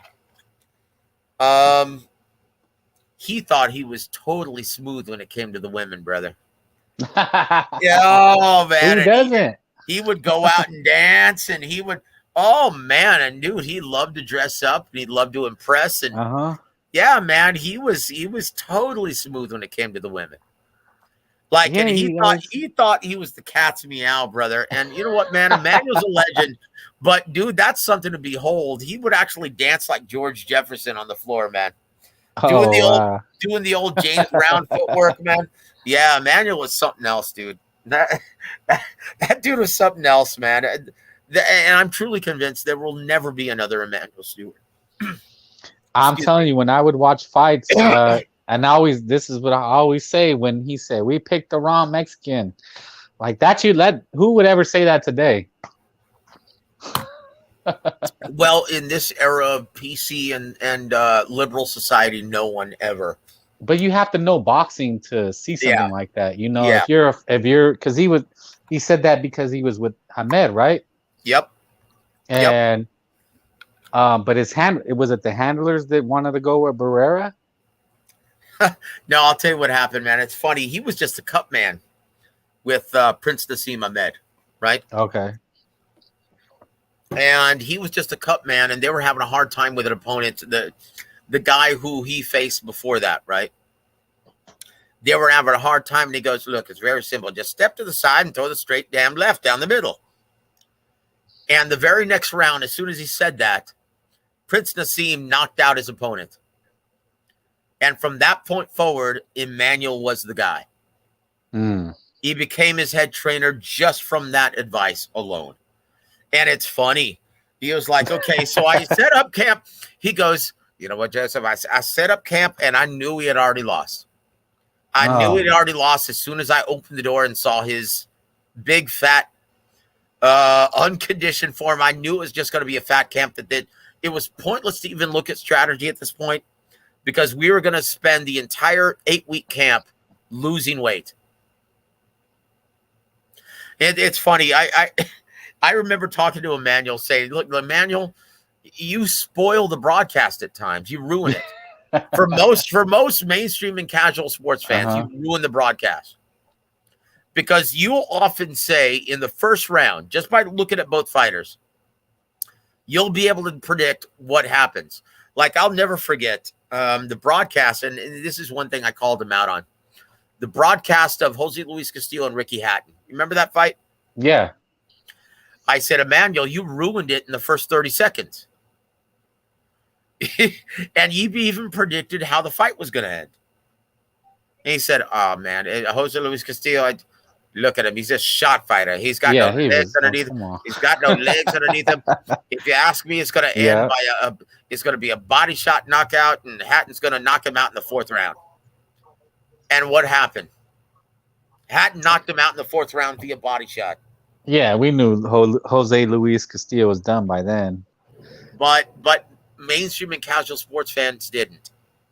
No, and you're right about that. That was Emmanuel. And once again, he didn't pull any punches. He would tell it like it was, like in the opening seconds of Ricardo Mayorga and Oscar De La Hoya. Okay, now I see the real reason why Oscar De La Hoya chose this man as an opponent. He's an amateur fighter at best. I mean, he throws wide looping shots. I mean, Oscar De La Hoya is going to dissect this guy like a surgeon. I mean, I even have amateur fighters that have better technique than Ricardo Mayorga. And in the first minute and a half, Oscar De La Hoya knocks him down with that short, compact left hook. And the rest was just elementary. Right, but that was Emmanuel. Like, he could easily tell you what was going to happen, and that's kind of the same with James Gogi. Like, he'll be able to tell you what happens, guys. At this time, I want to welcome my brother LT to the show. LT, how are you doing, brother? Pretty good, man. Pretty good, chilling and shit. You know what I mean? Hey, man. Well, thank you for joining us, my friend. No problem, bro. Anytime. I tell you what would you like to discuss, sir? Well, fuck, certainly not Spence and Crawford, bro. I mean, that's well. Come on, man. Let me tell you. I just received intel, right? And I predicted for several months, right? And I told you guys, anyone who frequents this channel, the reasons why that there was going to be a huge, difficulty in putting this fight together, right? If Terrence Crawford, and once again, he had grown accustomed to receiving inflated purses from Top Rank, and without WAWR to help negotiate this deal for him. Now, keep in mind, Terrence Crawford and Bomac, they're representing themselves in this scenario, right? Mm-hmm. But from the intel that I just received, Steven Espinosa, and if this fight does materialize, he deserves all the credit, because he was able to sit down, from what I understand, Terrence Crawford and explain things to him, so where he understood that, hey, brother, we're not going to budge because the pay-per-view model is broken and the money just isn't there for this fight. And if you go somewhere else, you're going to have a hard time getting this same offer. So take it, or else your legacy is going to suffer. And so from what I understand, Terrence Crawford has agreed, and he'll be signing on the dotted line, and this fight will be announced shortly. That's my intel, and I'm sticking to it. Right? Mm-hmm. So there it is. So there's every reason to be optimistic at this point. Not because big fat Dan Raphael said so, and not because Mike Coppinger said so, but from the intel that I've received, yes, it's going to happen. How legit are your sources, though? Like, you feel 100%. Again, Frank, how accurate have I been leading up to this point with this scenario? 99%. That's it. So, guys, there's every reason to celebrate and start talking about this matchup seriously. And LT, who do you favor right now between Spence and Crawford? Crawford. Okay. Well. Since you don't want to talk about Spence and Crawford, we've got plenty of time for that stuff, right? So, what do you want to talk about then? Do you want to talk about this pay-per-view coming up? Andy Ruiz versus Luis Ortiz being a title eliminator? And you laugh. Woo! I love it, man. I tell you what, I'll drink to that, brother. I'll drink to that. I tell you what, sweet amber on both of you. I tell you what, and let me tell you, man. I'm sitting outside, so my camera's like rendered useless, right? But if you guys could see me right now, I'm holding up a shot of some sweet amber, and I'm about to down it. God bless all of you, and thank you for joining us on this. I'm drinking one with you, Joe. Thank you, my friend. I appreciate it, brother Frank. Enjoy.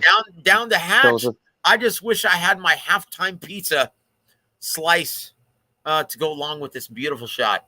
Don't say pizza. I just had Domino's. Yeah. Oh gosh, Domino's compared to halftime. Come on now, dude. Not a competition, no. Sacrilegious, brother. Yeah, dude. Halftime pizza is amazing. I wish you guys were in South Texas so you could join me Friday, September 9th for the weigh-in. Once again, guys, if you're in the South Texas area, I'm going to be emceeing the event. I'll be talking to all the fighters. Also, San Antonio. Nice. 2 hours away from me. How far are you away from San Antonio, brother? 2 hours.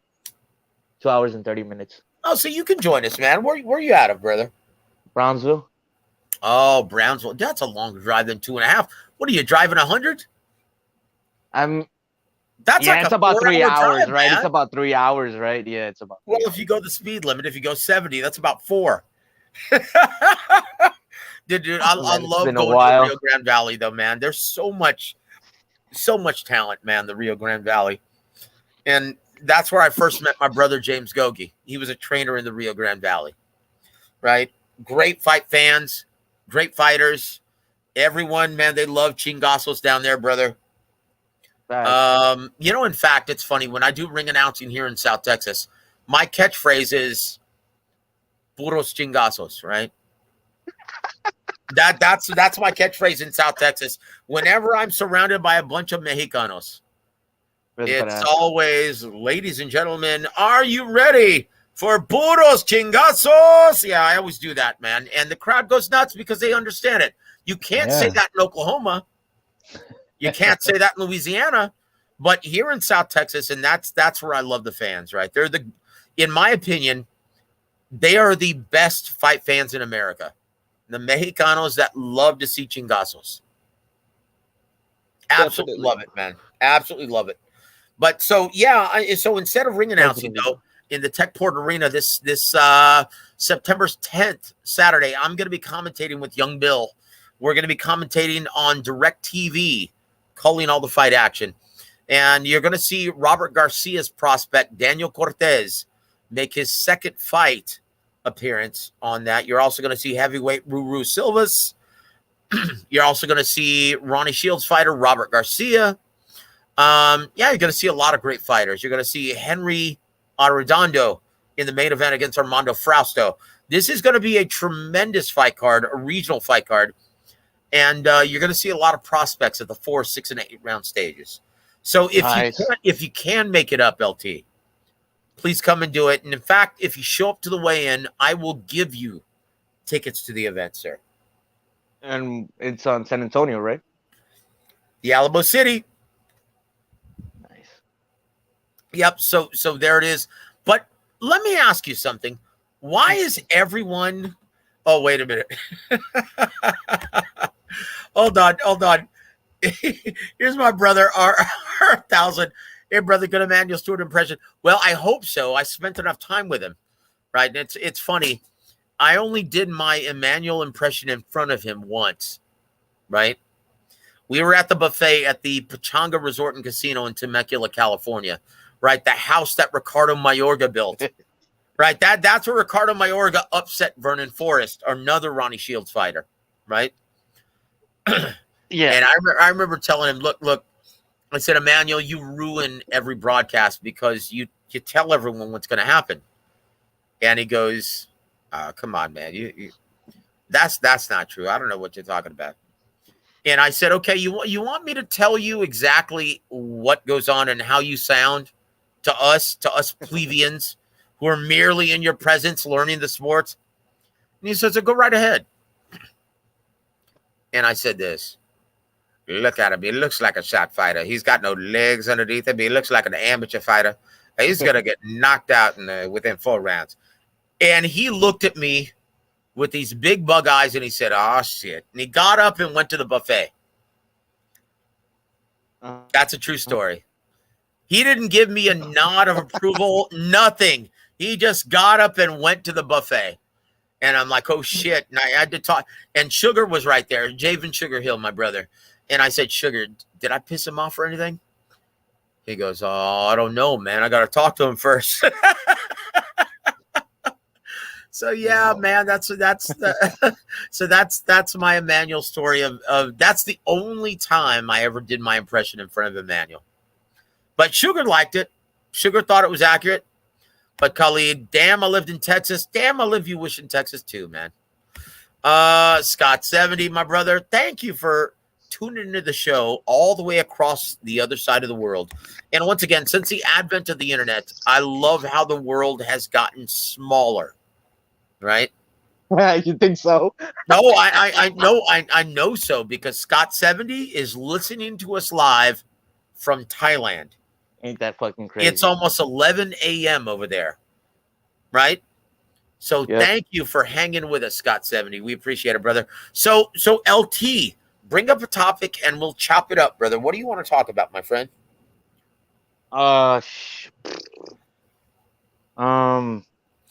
Let's talk. I'll tell you what. Let's rattle off the news. Right.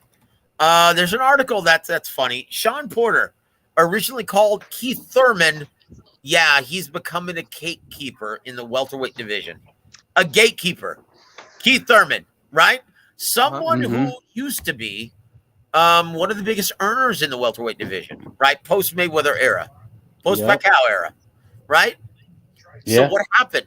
This guy, unfortunately, I'm sorry. Let me go to Frank. Frank, what are your thoughts on Keith Thurman fighting that moniker? He doesn't want to be labeled as a gatekeeper.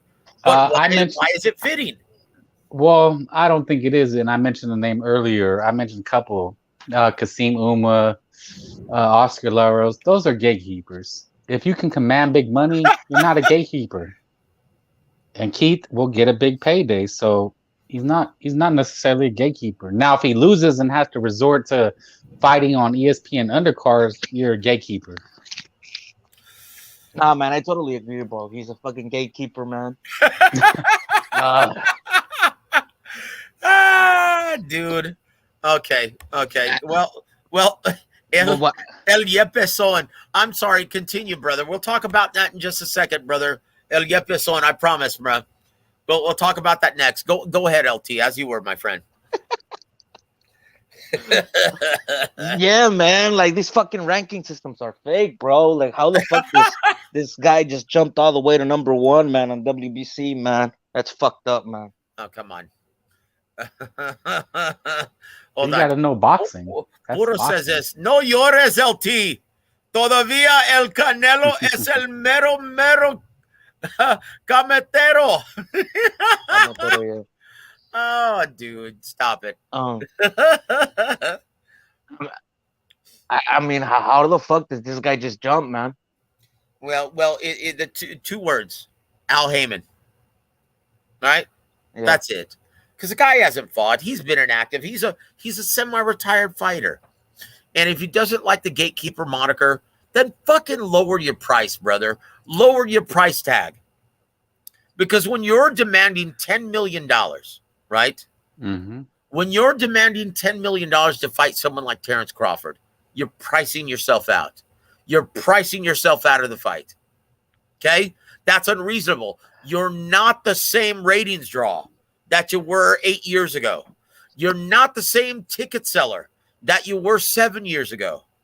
Okay? The days of you getting 5 million people viewing your fight on PBC, CBS.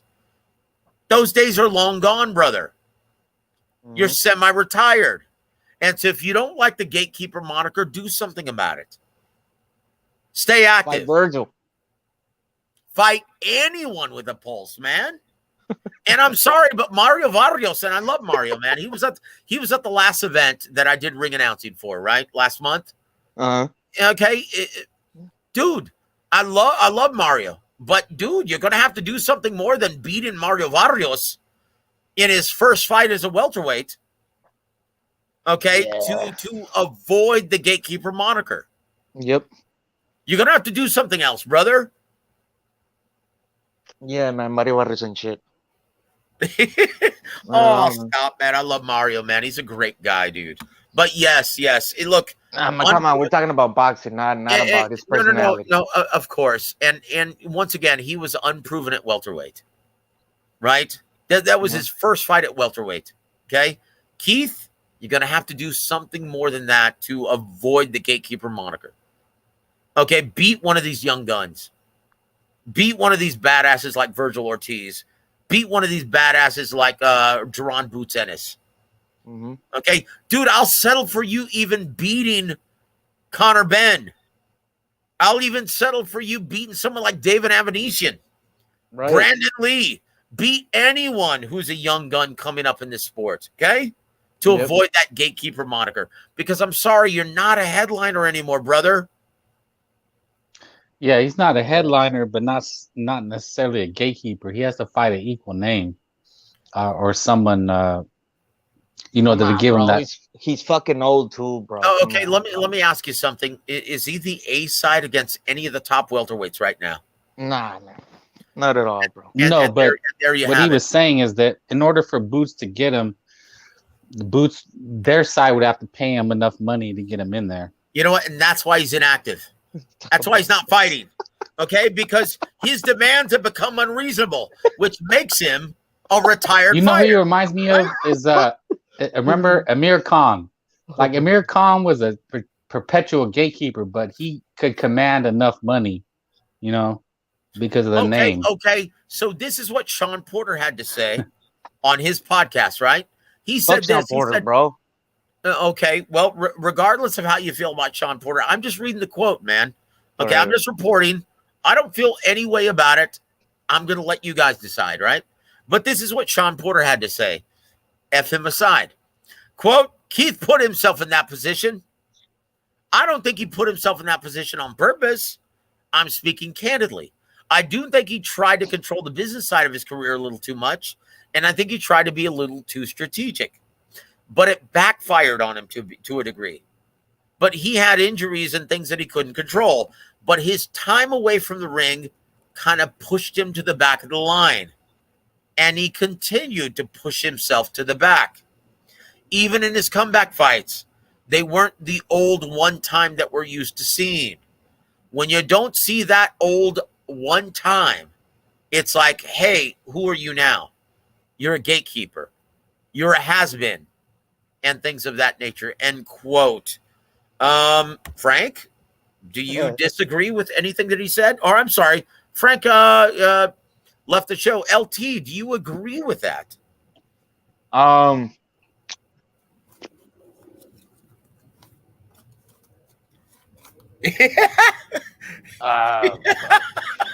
Dude, okay, F Sean Porter aside, do you agree with everything Sean Porter just said?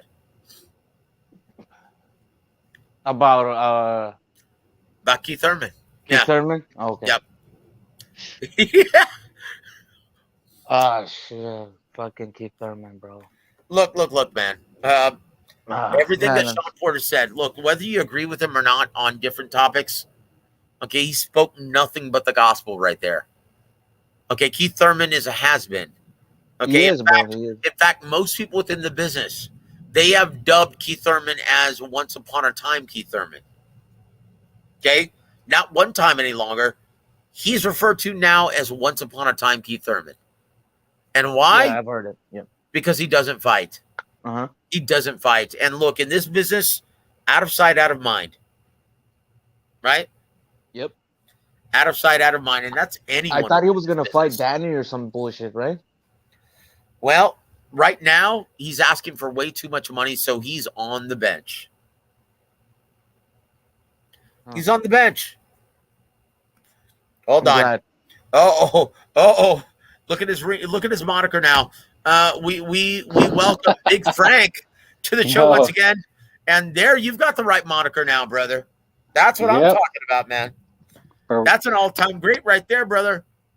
Gotta have it. Say what? Arguably the greatest lightweight to have ever laced up the gloves. Right? Honestly, before my time. It was before my time, but you know. Is that Cepillín? Oh, okay. Yeah. Look, dude. Look. That's Hands of Stone, brother. So Duran. Yeah. So look. I'm going to give you guys, and once again, Ronnie Shields, he insists that Sweepy Pernell Whitaker would have outboxed Roberto Duran for 15 rounds, same day weigh-ins. And I told him he was high on crack. Man, most of those guys from the 70s and 80s were. Okay, now, once again, like the great James Gogi says, right? Now, if you're going to be comparing mythical matchups to guys of that era, you've got to adhere to the rules of that era, which is 15 rounds, same day weigh-ins. So how does Sweet Pea Pernell Whitaker compete against a prime Roberto Duran at 135? Duran. Yeah. Easy. I mean, not easy, but, when I seen Sweet Pea, he was a great boxer, but, eventually you have to fight back. I'm biased, and I'll say this all day, every day. I'm biased to the guy with more power. That's how I'm always going to look at fights. Joe, me and you talked about it before. The one prerequisite before anybody ever steps in the ring, you got to have power. If you don't have power, you're going to be at a deficit. Okay, well, how about this guy with power? Puro, our brother Puro says Chavez was better at 135.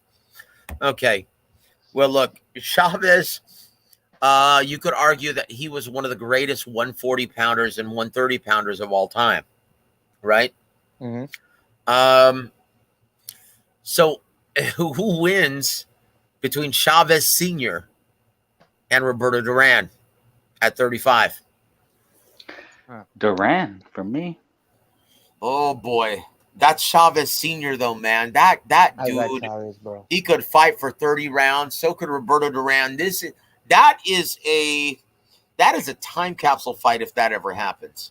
Prime to me, Duran could move too. That's the thing. Duran could slip and move and parry. Not that Chavez couldn't.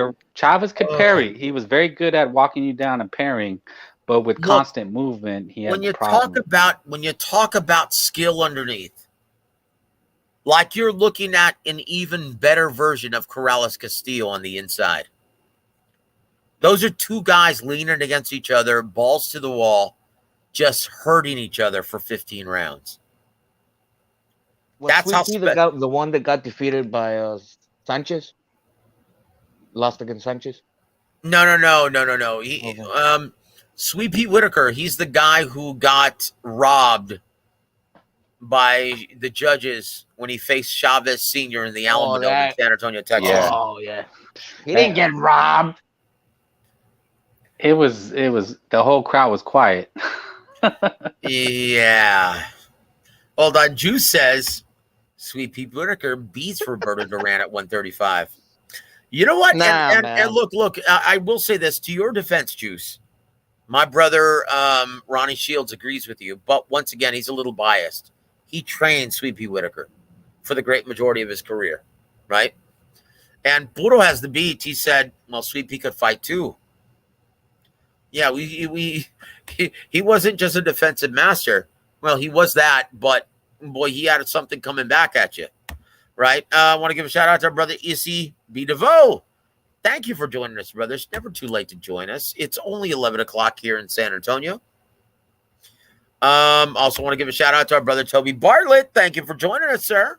But Joe, I always hate mythical matchups. I hate mythical matchups. I hate talking about. Just because people will argue, but it's just something you can't really argue. It's just mythical. It's fantasy. Well, no. It's something that you can't argue. How I feel, bro. That's exactly how I feel when I'm talking about. Somebody Crawford asked me and Spence, a good one, bro. Joe. So I'll counter to your counter. All right. So I'm gonna ask you a good one because this was a good one. Oscar De La Hoya and Canelo Alvarez, but somebody said at 158 a catch weight and 147. I had two different answers. That's why I think these things are stupid. Dude. No catch weights, man. Screw that. Okay, but okay, they both fought at 147 and 154. No, just talk about 154. Okay, let's talk about 154. I think it's a different fight. Alvarez. At 154, I think Canelo Alvarez beats Oscar De La Hoya. But at 147, if you remember how Canelo used to look on Telefutura at 147, he was slow, he was pudgy, he was not fast. He used to, he was always dry. Well, we obviously don't want to talk about that because that's not his prime weight, right? But at 154, Canelo Alvarez versus Oscar De La Hoya, and let me tell you why Oscar De La Hoya wins that fight. Oh, his jab, brother, jab all day long. He struggled with Fernando, Joe, at 154. And he knocked his fucking ass out. Ah, okay. Did he not? Am I He mistaken? did, but that was a Fernando that right. he gave him a lot of problems, Joe. Hell yes, he did. That's right. Okay, I just said Canelo was too strong at the 154. He's stronger, more grittier, and he would stop De La Hoya. Hold on. You're talking about a Canelo Alvarez at 154 who couldn't fight for all 3 minutes of every round. He fought sporadically. He fought in spurts. Okay? You fight in spurts against that Oscar De La Hoya, he's going to whoop your ass with that left hook and that jab. I mean, I'm not Oscar saying lost to Mosley at 154. Yeah, Canelo's prime is at 160, 168, bro. Hold on. Did he really lose to Sugar Mosley at 154? I know what you're saying, Joe, but I just didn't think Oscar looked too heavy at 154 to me. That's what I'm saying. At 147, Oscar tattoos Canelo all day, every day. That's why I hate these but that's not a fair fight, though. That's not a fair fight. Okay, how about Oscar and Canelo at 160? Canelo. Fuck that, man. Fucking Oscar De La Hoya looked like a pillow. Yeah. Fighting at 160, man. Come on, dude. Felix Stern beat him. He gets knocked out ugly to the body, just like he did against B-Hop. At 160. But that's why I hate these mythical matches. That fucking llanta around his waist, dude. That spare tire around his waist. He gets. Do you think he even trained for that fight? It didn't. He lifted a glove. I don't want to talk about that. Okay, how about this? This is a hold on. Ray has the beat. He says, Joe, take a shot of that amber for all subscribers. Yes, I will. Let me do that right now, man. Hold on. I'm breaking open a new bottle. How's that, brother? Nah, fuck JJ, Ray. Oh, fuck Ray. You don't want me to take a shot, brother? I'm taking one with you. All right, man. Here we go. And LT, please raise a glass if you have something in front of you, man. Right? Sure, bro. So this is everyone who is a long-suffering fan of our beloved boxing. So the reason I hate these mythical matchups, and because I heard an argument, they went on for hours talking about Usyk. He sucks. He couldn't beat everybody. No, that's what these people are saying. They're saying Usyk is not. Who's these people? The YTBC, Joe. Oh, who gives a shit what they think? I know, but I'm just saying, Joe. Come on, dude. Like, because they take these mythical matchups. Usyk, could he beat Foreman? Could he beat Joe? Frazier? Okay. Let's bring up a good one, right? Let's bring up a great one. This is a great one, right?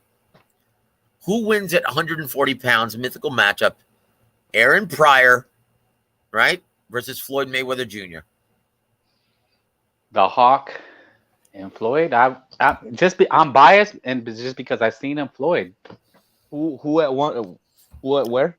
What weight? At 140 pounds, junior welterweight, right? 140 pounds. Okay, Aaron the Hawk Pryor, right?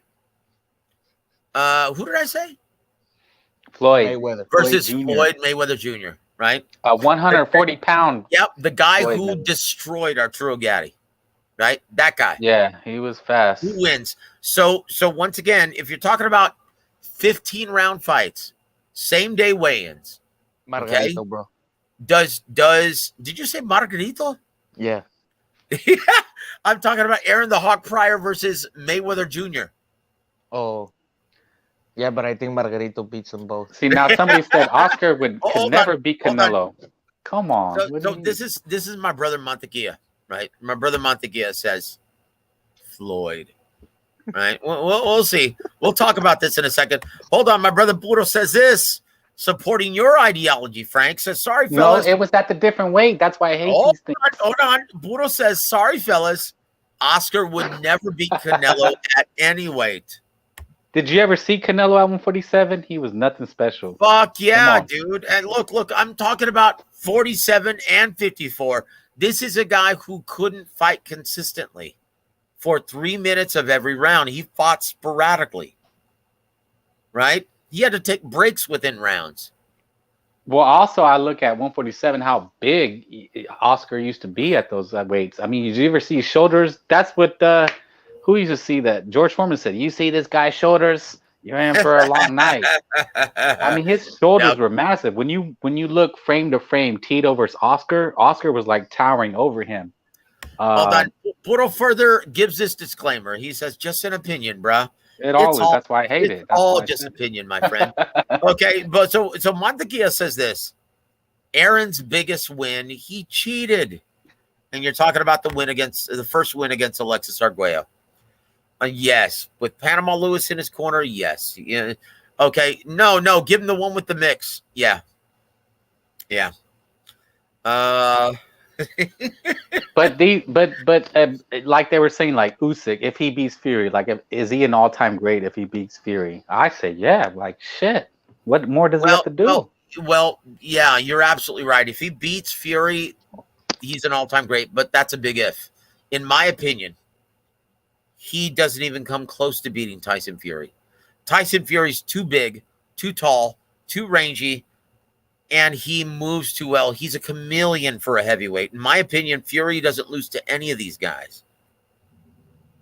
Okay, and once again, Fury's so smart, he'll stink out the joint to get the victory if he's having an off night. Okay, he's done it before. Yeah, he's done it before. Look at Steve Cunningham fight. He'll do whatever it takes to win. Okay, this is a guy who's taken the right hand of Deontay Wilder, and he's gotten back up to whoop his ass, right? Mm-hmm. Hold on. Yeah. Hold on. Toby Bartlett says, he corrects me. He says, no, the one I mixed. It is referred to Aaron the Hawk Pryor in his victory, first victory over Alexis Arguello. And man, what a time capsule fight! What an amazing fight, right? That's an amazing. Well, we want to thank LT for joining us. Thank you for the great conversation. But Adam Lopez says, yes, beats a generational great. And there it is. Hold on. Jesus M says also, Joe, you think we'll change his style from here on and throw more punches with speed and Triple G fight due to he earned from Bivol fight one punch at a time, not enough punches thrown? Look, that's a completely different style. He's not going to have to find Triple G when he fights him on September 17th. Okay? He's not going to have to go looking for Triple G like he was Dimitri Bivol, right? That's a big factor. That's a big intangible here, right? In my opinion, when you look at how fast the hand speed, how explosive Canelo is, you have to favor him going into this fight. But I'm sorry, I'm still on the fence with this. Am I wrong, Frank, being on the fence with Canelo versus Triple G3? Am I still on the fence? I mean, am I still wrong being on the fence? Seriously. I mean, you just look at how he looked in his last fight. Triple G. Well, the styles make fights. But I will say this. That jab and that Triple G power and that Triple G durability will always give Canelo fits. And it's always going to be a competitive fight. There's no other way around it, guys. There's no other way around it. Hold on. Pound says Trinidad was killing Vargas with low blows. Of course he was, man. And in my opinion, main events put that fight together way too soon in Fernando Vargas' career. It ruined him. in my opinion, that fight ruined him mentally. He was never the same after the Trinidad fight. So the Duvas, yeah, they really screwed Fernando Vargas. And why do that to one of your biggest ticket sellers? Promotions 101, guys, protect your ticket sellers. Why would they do that to one of the biggest ticket sellers that they had? I mean, he had such a huge, rabid fan base in California. Why would you do that to your big ticket seller? Stick him in against Felix Trinidad, right? Well, it looks like I'm all by my lonesome once again. If anyone wants to join me, I'm going to drop the link once again. Hopefully Frank will be back. But guys, I'm going to drop the link. Please join me. Puro says this. Pryor beat him worse in a rematch. Yes, he did. He whooped his ass. Poor Alexis Arguello, man. The tall, thin man. I tell you, what a great guy, though. And you know what? Pounds has the beat. Shout out to Vargas for giving us legendary fights. Yes. Guys, he was a warrior. A fucking Aztec warrior, man. Fernando Vargas. That guy was all action, all entertainment, man. That guy was so much fun to watch, man. And, you know, leading up to his bouts, he may have talked himself into some ass whoopings, but it was so much fun in the press conferences even, wasn't it? Well, that's what I talked about the fighters today. They tweet. You know what Fernando did? He would go. I guess one time he tells a story. Well, Fernando tells a story of that. I guess they were running in Big Bear, and then he fell, and then Oscar laughed at him. You remember that story? I'm sorry. Repeat that one more time. Okay. Like the fighters nowadays to build up fights, they tweet. Yeah. And then the build up to the yeah. And then Fernando Vargas said his hate for Oscar came from one time they were running in Big Bear. They were training together, and then he fell, and then Oscar laughed at him, and he said from that day, "I hate that guy." Yeah, I remember that, dude. I tell you what, man, that was a great build-up to a great fight. And it delivered. Do you remember? Hold on, man. Let's go back to a time when fights actually delivered on pay-per-view. Yeah. Do you remember that? That was one of those fights. Because I remember going and seeing that fight at a party at someone's house, and it was packed. And everyone was dialed into Fernando Vargas versus Oscar De La Hoya on pay-per-view. It did, because I think they had a big, I think Oscar choked him or he choked. They had got into it at the press conference. Dude, that was a tremendous event, and everyone, like the house, like I was trying to talk boxing with people, and they didn't give a shit. They just wanted to see a good throwdown. And the house that I watched it in was filled with a bunch of mainstream and casuals. And I didn't give a shit. I couldn't have cared less. Because everyone was there to see a good fight, and it delivered. It delivered in a resounding manner. Yeah, but if you remember, I guess Canelo came out, said he's not fighting any Mexicans and this and that. I think Canelo's capping. But if you remember, Oscar, he had said he was never going to fight Fernando Vargas. He had went on record and said, I'll never fight this guy. I'm not going to give him a payday. He doesn't deserve it. And he ended up fighting him. Of course, because the real bosses of boxing demanded it. Yeah, so when boxers say these things, I take it with a grain of salt. You know what? Once again, man, this was back in a much healthier era when it was still a mainstream commodity. De La Hoya was the biggest star of the sport. And if the fans were ringing the bell to see Fernando Vargas versus Oscar De La Hoya, guys, it was going to happen. It was almost a great certainty. Yeah, and Floyd Mayweather's dad was in Oscar's corner. Yep, that's right. And that contributed to their pay-per-view was so big because... Man, use your fucking jab, man. I loved it. Yeah, he got on Oscar's ass because Fernando was giving it to him. He sure was. He was against the ropes, and he was... he said, man, you whooping this dude. Whoop this dude ass. Whoop this dude. Man, Mayweather. Man, beat this boy easy, man, with the jab, dog. Yeah, I remember that. Yeah, I loved it. I loved it. I loved the whole event. Loved the whole build-up. Loved the entire fight. And it's a great fight when Jim Lampley starts crying on the air. Because he loved Fernando Vargas. He was like, dude. Yeah, well, he loved De La Hoya, though, man, too. But whenever Lampley whenever the He was action getting choked up. and the emotion was such where Lampley started shedding some tears, that was something special. Like, do you remember, and I don't mean to bring this up because it was kind of a calamity, but do you remember when Miguel Cotto was getting punished by Antonio Margarito and you saw his family urging ringside to stop the fight? That's clear as day. Do you remember Jim Lampley calling the fight? Yeah. Yeah, he was crying, and he was like, you know what, man?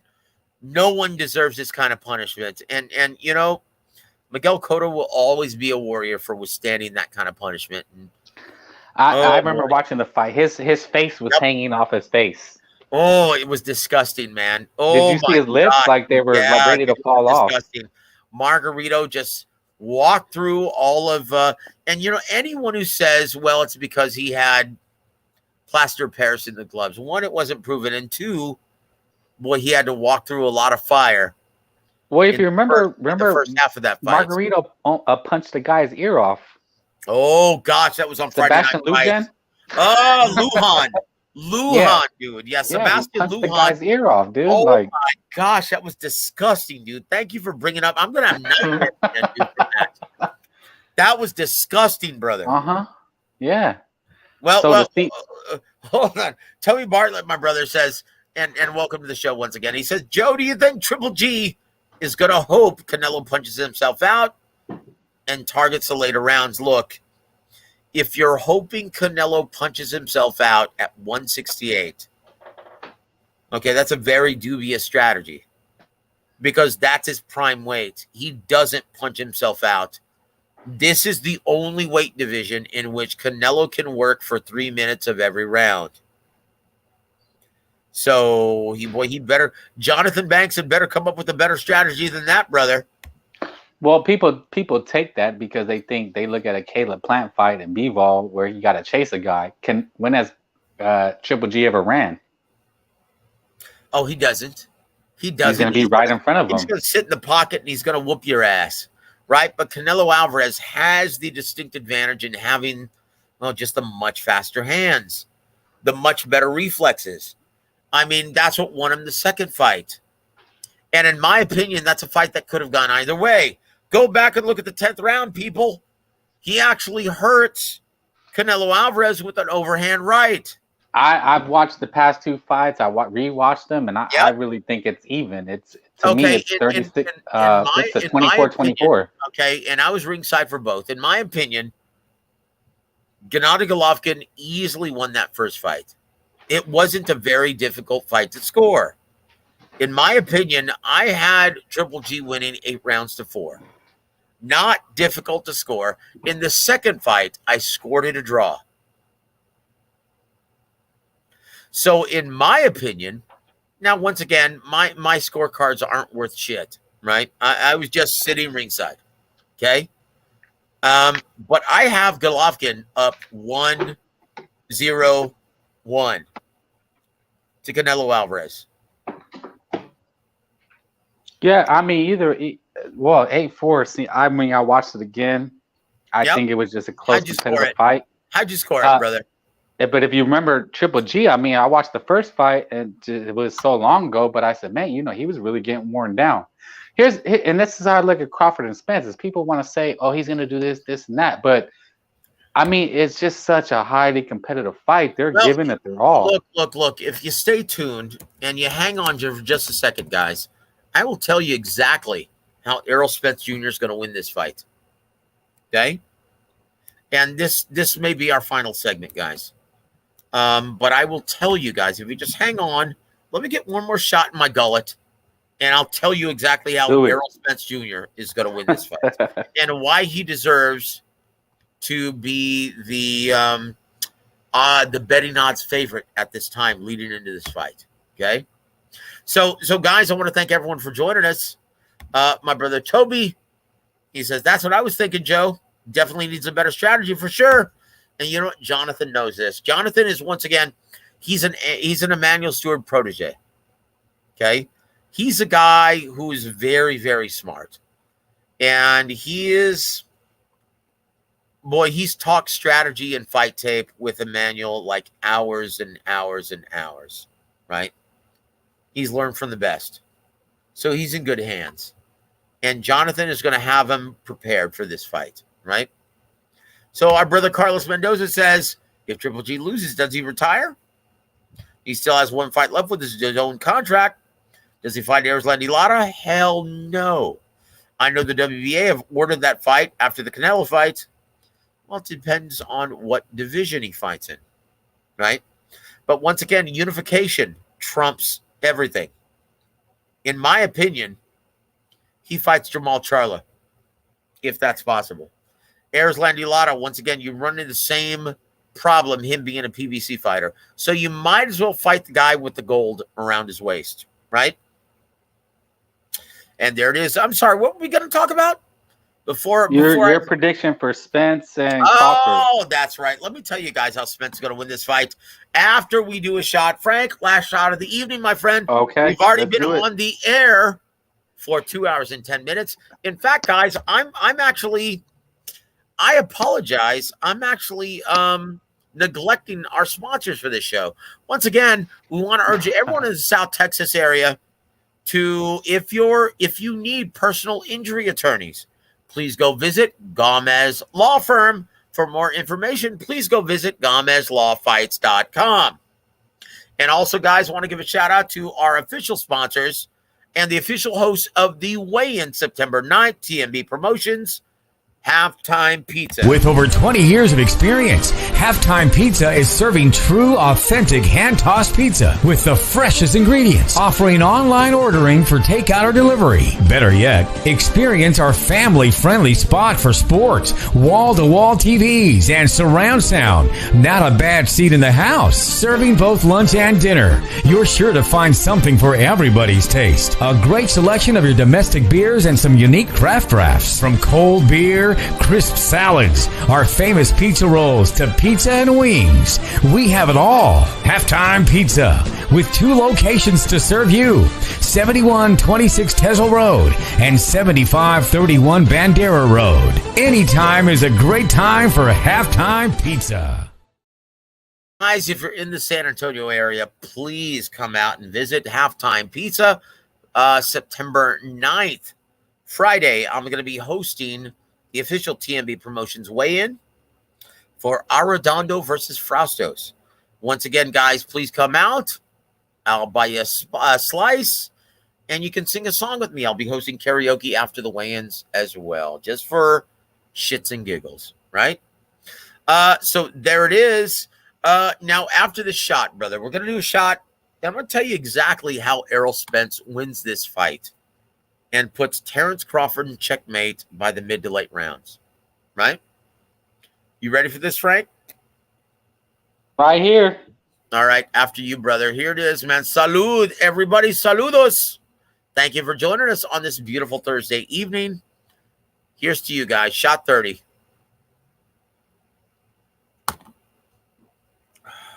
And there it is. Oh, that's my last shot of the evening, guys. Holy cow. So, guys, first of all, let's rattle off the tail of the tape. For Errol the Truth Spence, he comes into the ring at age 32. He fights out of the southpaw stance. He stands 5'9.5" tall in the center of the ring. Fights behind a 72-inch reach. Originally from Long Island, New York, now residing out of DeSoto, Texas. He comes into the ring with a perfect record. 28 wins, 0 losses, 0 draws, 22 big wins coming by way of knockout. Guys, first of all, Terrence Crawford, he's a counterpuncher by trade, right? He's most proficient from mid to long range. But once again, the most important point that you take away from this, he's a counterpuncher by trade, right? So that Errol Spence intelligent lead right hand. And what makes it intelligent, Adam Montequia? What makes his jab so intelligent? He mixes touch jabs, hard stab jabs to the body, chest, and head, as well as feints. And he's a counterpuncher's nightmare. Just go ask Mikey Garcia and Danny Garcia, right? He's going to keep you off balance, and he's going to freeze you, and you're not going to know when to counter effectively. You're not going to know when to time his jab effectively. So you have no choice but either do one of two things. Okay, how do you offset an opponent's intelligent jab? You either win the jab contest by establishing your own intelligent jab, which Crawford's not going to, or you use lateral movement. You use the entire ring. You negate the jab that way. In my opinion, that's what Terence Crawford's going to try to do, right? But he's going to be rendered ineffective, and he's going to give away a lot of rounds in the first half of the fight. So what is your choice, right? What is your choice? You either use lateral movement or you take the fight to the inside. You take the fight to the inside. That's advantage Errol Spence Jr. That's his forte. He is one of the best fighters underneath, throwing creative combinations of the body and head. And if you try to use lateral movement, he's one of the best fighters in applying intelligent pressure, closing the distance and cutting off the ring effectively. So tell me where Terence Crawford has the advantage in this fight. His athleticism. That's probably his only advantage. Okay, how does he use it to win this fight?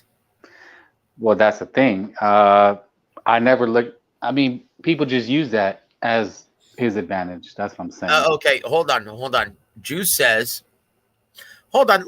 Before I read Juice's comment, let me read this one. This is awesome. Toby Bartlett says, go get your pizza, guys. Yes, halftime pizza, guys. I love halftime pizza, guys. So Juice says, Crawford lead hand is more intelligent than Spence's.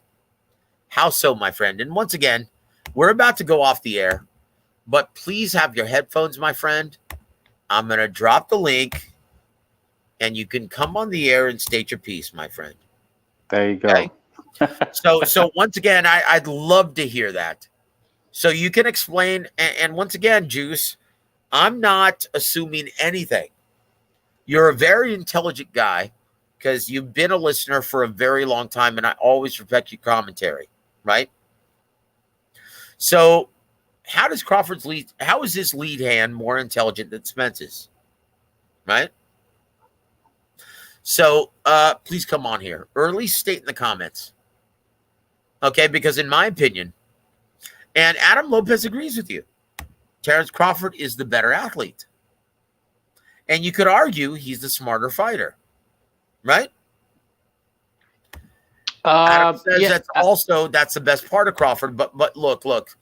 Errol Spence is like the Tim Duncan of boxing. He's the big fundamental. Yeah, that's a good analogy.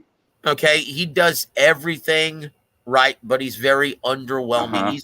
He's not a flashy guy like Canelo, right? But he does everything effectively. So once again, he's got the intelligent jab. He's the counterpuncher killer. But if you try to take the fight in the inside, and in my opinion, that's Terence Crawford's biggest chink in the armor. He doesn't fight proficiently underneath, on the inside. That's how he was floored by Velasquez. But whenever you fight on the inside, you have to commit. You have to be willing to take shots to get inside. That's it. Yep. So Juice says this, and let's hear from Juice because I called him out, right? With all due respect, I've never heard what guard manipulation is. I don't know. No, so he says Crawford has better probes than guard manipulation. Once again, that's just using the intelligent jab, right? When it comes to just the jab, Spence wins that battle. Yes, of course he does. Crawford has better movement and distance control. You know what? With his feet, he does control range better, but he's got to use it laterally, right? If he's right in front of Spence, Spence is very deceptively proficient at just taking half steps back. And once again, guys, just look at the Mikey Garcia fight. Look at the Danny Garcia fight. He wins both those fights with the right hand alone. Okay, so Juice, some other time. He says, I'm at work, a lot of downtime, but no headphone. Otherwise, I'd love to join. Thank you, brother. You know, I want to ask him what does guard manipulation even mean? Hold on. We want to say this though. Thank you for joining us at work, my friend. Okay, so hold on. Let me nip this in the bud right here. Right. Reportedly, a step closer to happening. Same news since 2018 is about to happen, nearing to be closed. Okay, from the intel that I just heard, right, and it's a reliable source. This fight's going to happen. Taxi driver, I promise, brother. That's what his daddy, YT daddy, told him, to be honest. Who's YT? YouTube. I think that's what his YouTube daddy told him. That's what his YouTube daddy told him. Look, brother, I don't know what that's all about. I think it's a reference to the what Juice is saying. Because it's what I hear a lot of. And that's what I was asking. I don't know what that has anything to do with. I don't speak that language, I guess. I know, but I want to ask him. I'll tell you what, though. I respect Buddha, though, man. He's a very knowledgeable guy. And he's a great fight fan. But I will say this. You're going to have to convince me. Okay, that Crawford can win this fight, because I'm convinced that this is a terrible style matchup for Terrence Crawford. Like, Errol Spence is all wrong for him. Okay, in my opinion, the only chance he has to win this fight is to knock him out.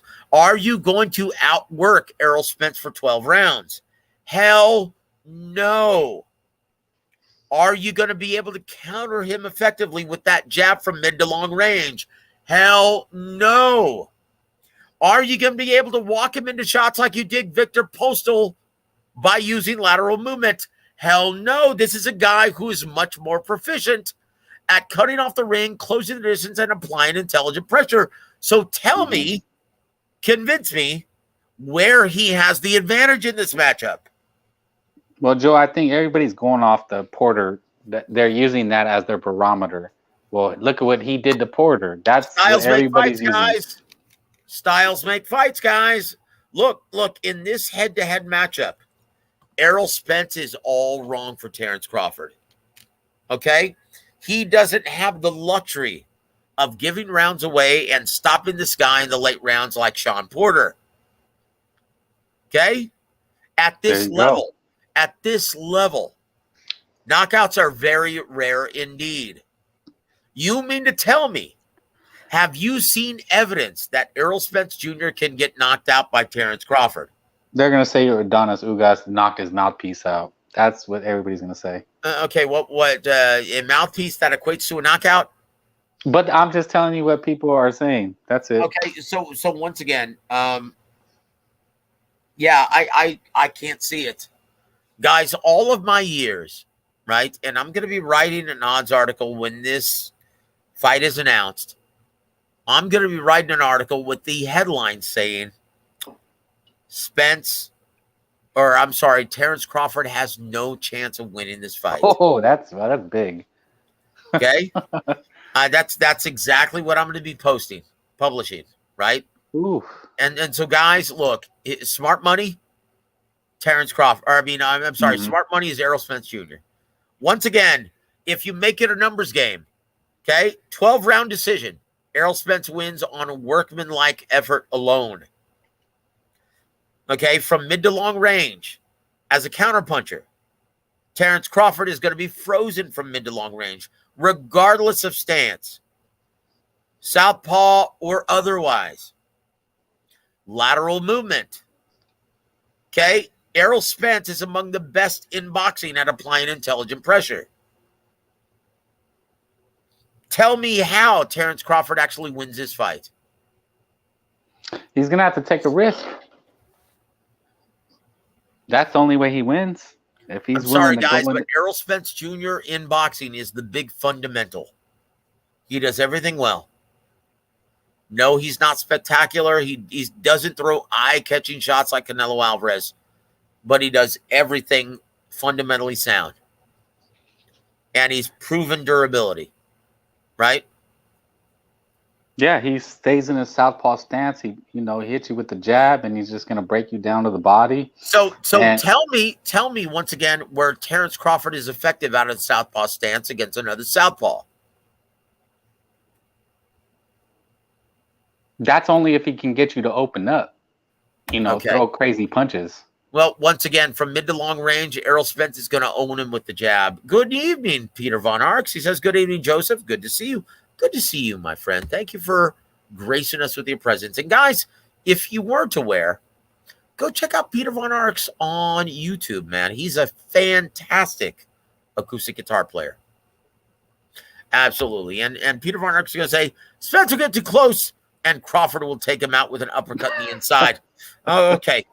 Well, once again, when you look at prior performances, right, and all we have to lean on is history, the better fighter underneath, by far, is Errol Spence Jr.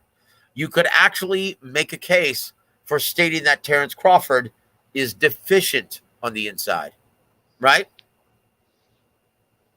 Yeah, he's going to come in and out. That's Terrence Crawford's best chance to stop. If you want to talk about stopping him, he can try to box him all night, which is his best bet.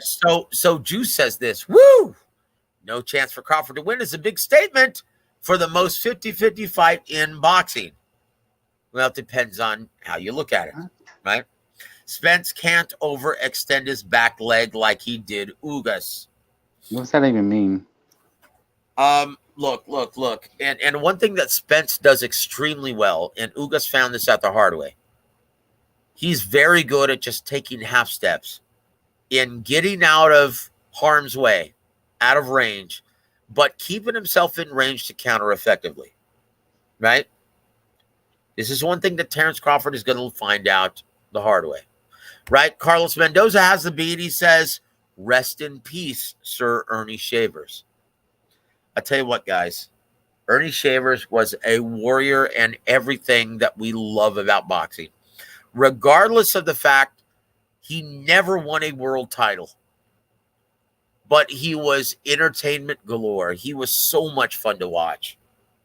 And I tell you what, just ask Larry Holmes what kind of puncher he was, right?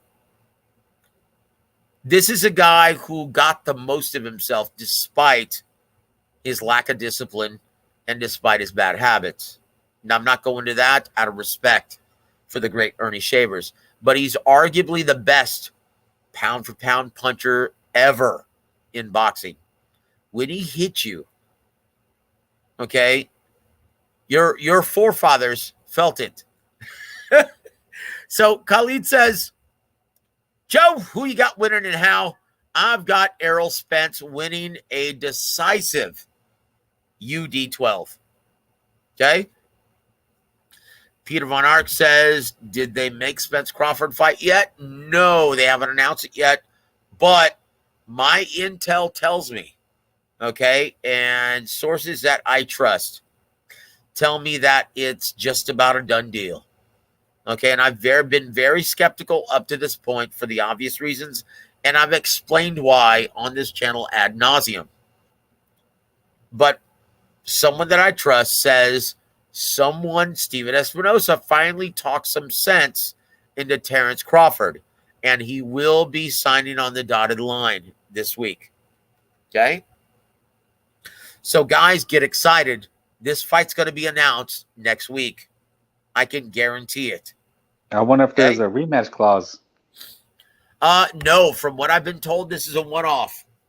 Oh, wow. Even bigger No stakes. options. This is a one-off. Yes, this is for all the marbles at 54. Or I'm sorry, at 47. This is a one-off. This is it. This is the big chingon. Right? It has to be. Big chingon. That's it, no brother. rematch clause? And there it is. There it is, brother. Two hours and 30 minutes in, brother. And it's almost midnight from where I am. You know what, brother? You're on the West Coast, aren't you? Yes, Frank? I am. West Coast you're in the Bay Area, right? Northern California? Well, I'm from the Bay, but I'm in LA right now. Oh, okay. Very good, brother. Hold on. Crawford fighting on the dotted line this week, signing on the dotted line this week. Yes. And yes, it is extraordinary, Peter. And, for the long-suffering fight fans, this is a big deal because this is the fight that we deserve. And guess what? We're going to be talking all about it. You know what, man? I wanted to talk about Andrew Ruiz versus Luis Ortiz, and I didn't get a chance to, did I? No, I haven't heard it. No, I didn't get to. But you know what? We'll save that for a tomorrow Okay. matinee showing, right? Because it's All already right. late and we're already 2.5 hours into the broadcast. So I think that's going to be No it. worries. Frank, you have any parting shots for anybody? Just for you, Joe, I hope that Crawford Spence goes off. I think Ruiz Ortiz is a good fight. I don't know who's gonna be watching it, but Oh, dude, I'm going to be watching it, Dave and Buster's, guys. oh, If that's you're in right. San Antonio, You're gonna be front yeah, row, and it's a good undercard from what I if you're understand. it's a great undercard with the exception of Abner Mares versus Miguel Flores. Okay, Yeah, and there's once some again, meaningful fights on the well, undercard. Miguel Flores, he's from Houston, Texas, and I remember calling when he was fighting on Lou Savaris's fight cards. You remember Lou Savaris? From Frank was he French? He was. Oh, stop it, Lou Savaris. He fought Mike Tyson, former WBO title holder. Yeah. From No, I remember Brooklyn, him. right? From Oh, Brooklyn. he's from Brooklyn. Okay, Okay. now he's relocated. He's promoting fights out of Houston, Texas. And when I first started in this business, I used to call some of his fights out of Houston. So Big Lou Savaris had Miguel Flores signed at the end.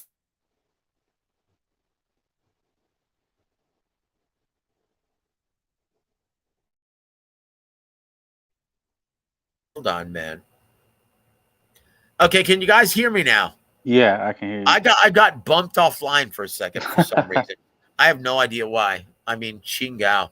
But can you guys hear me? Okay. I got you. Okay, very good. So, yeah, I used to call Miguel Flores his fights when he was at the 4-round stage, right? Okay.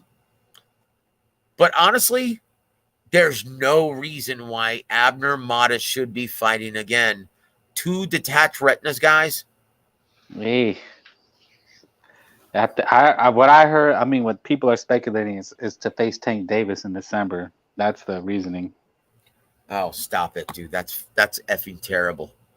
Like, honestly, does Yeah, anyone that's want to boxing. see Abner Mares versus Tank Davis? They want to see Come Tank, on. though. Come on. No. I'd Come rather see on. Ryo. I'd rather see Ryo. I'd rather see Michelle Oh, Rivera. hell yeah.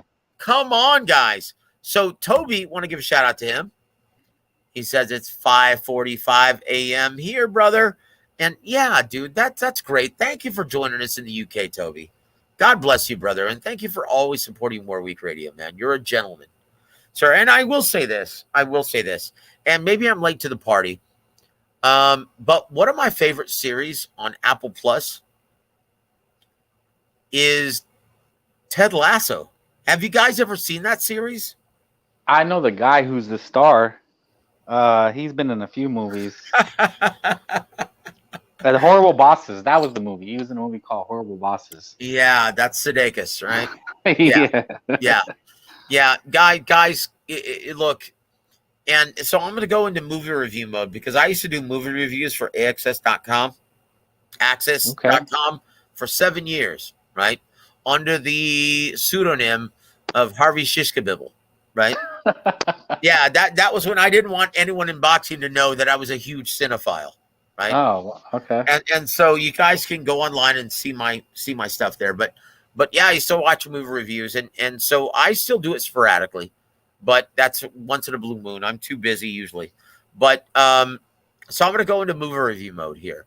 Like, okay. I understood because of Sudeikis, right? I knew it was going to be witty. I knew it was going to be funny.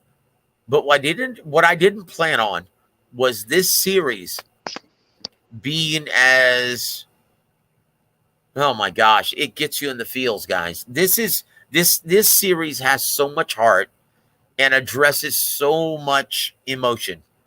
Like, I found myself getting choked up several times during the first season of this series.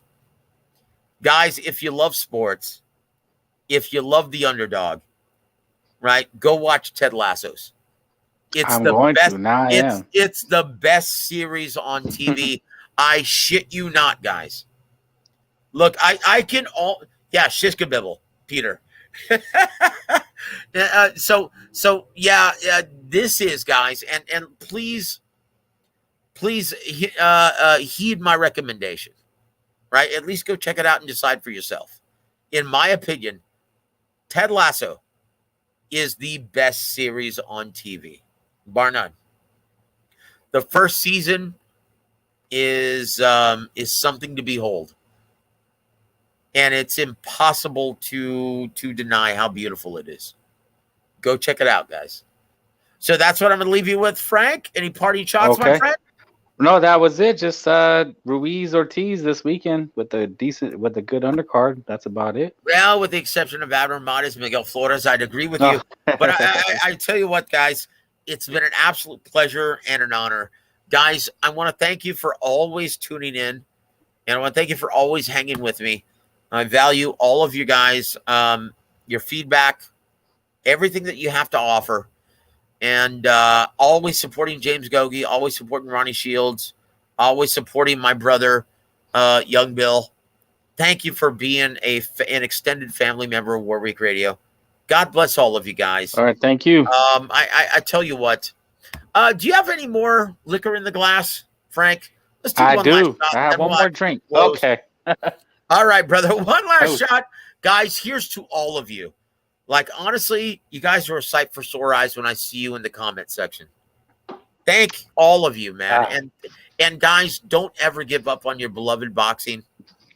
I know you love it. I know it hasn't loved you in the past, but guys, have faith. You said it.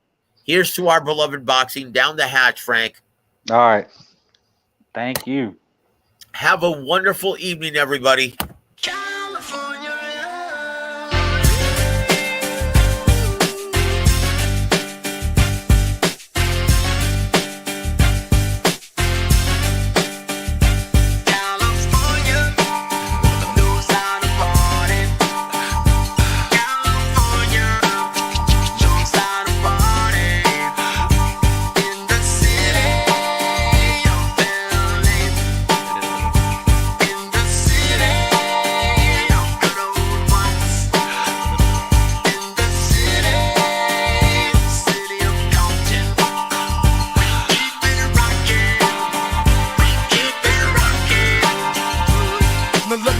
Everybody to the Wild Wild West, a state that's untouchable like Elliot Ness. The track hits your eardrum like a slug to your chest. Pack a vest for your Jimmy in the city of sex. We in that sunshine state where the bomb ass him be. The state where you never find a dance floor empty and pimp speed. On a mission for them greens. Lean, mean, money making machines serving fiends.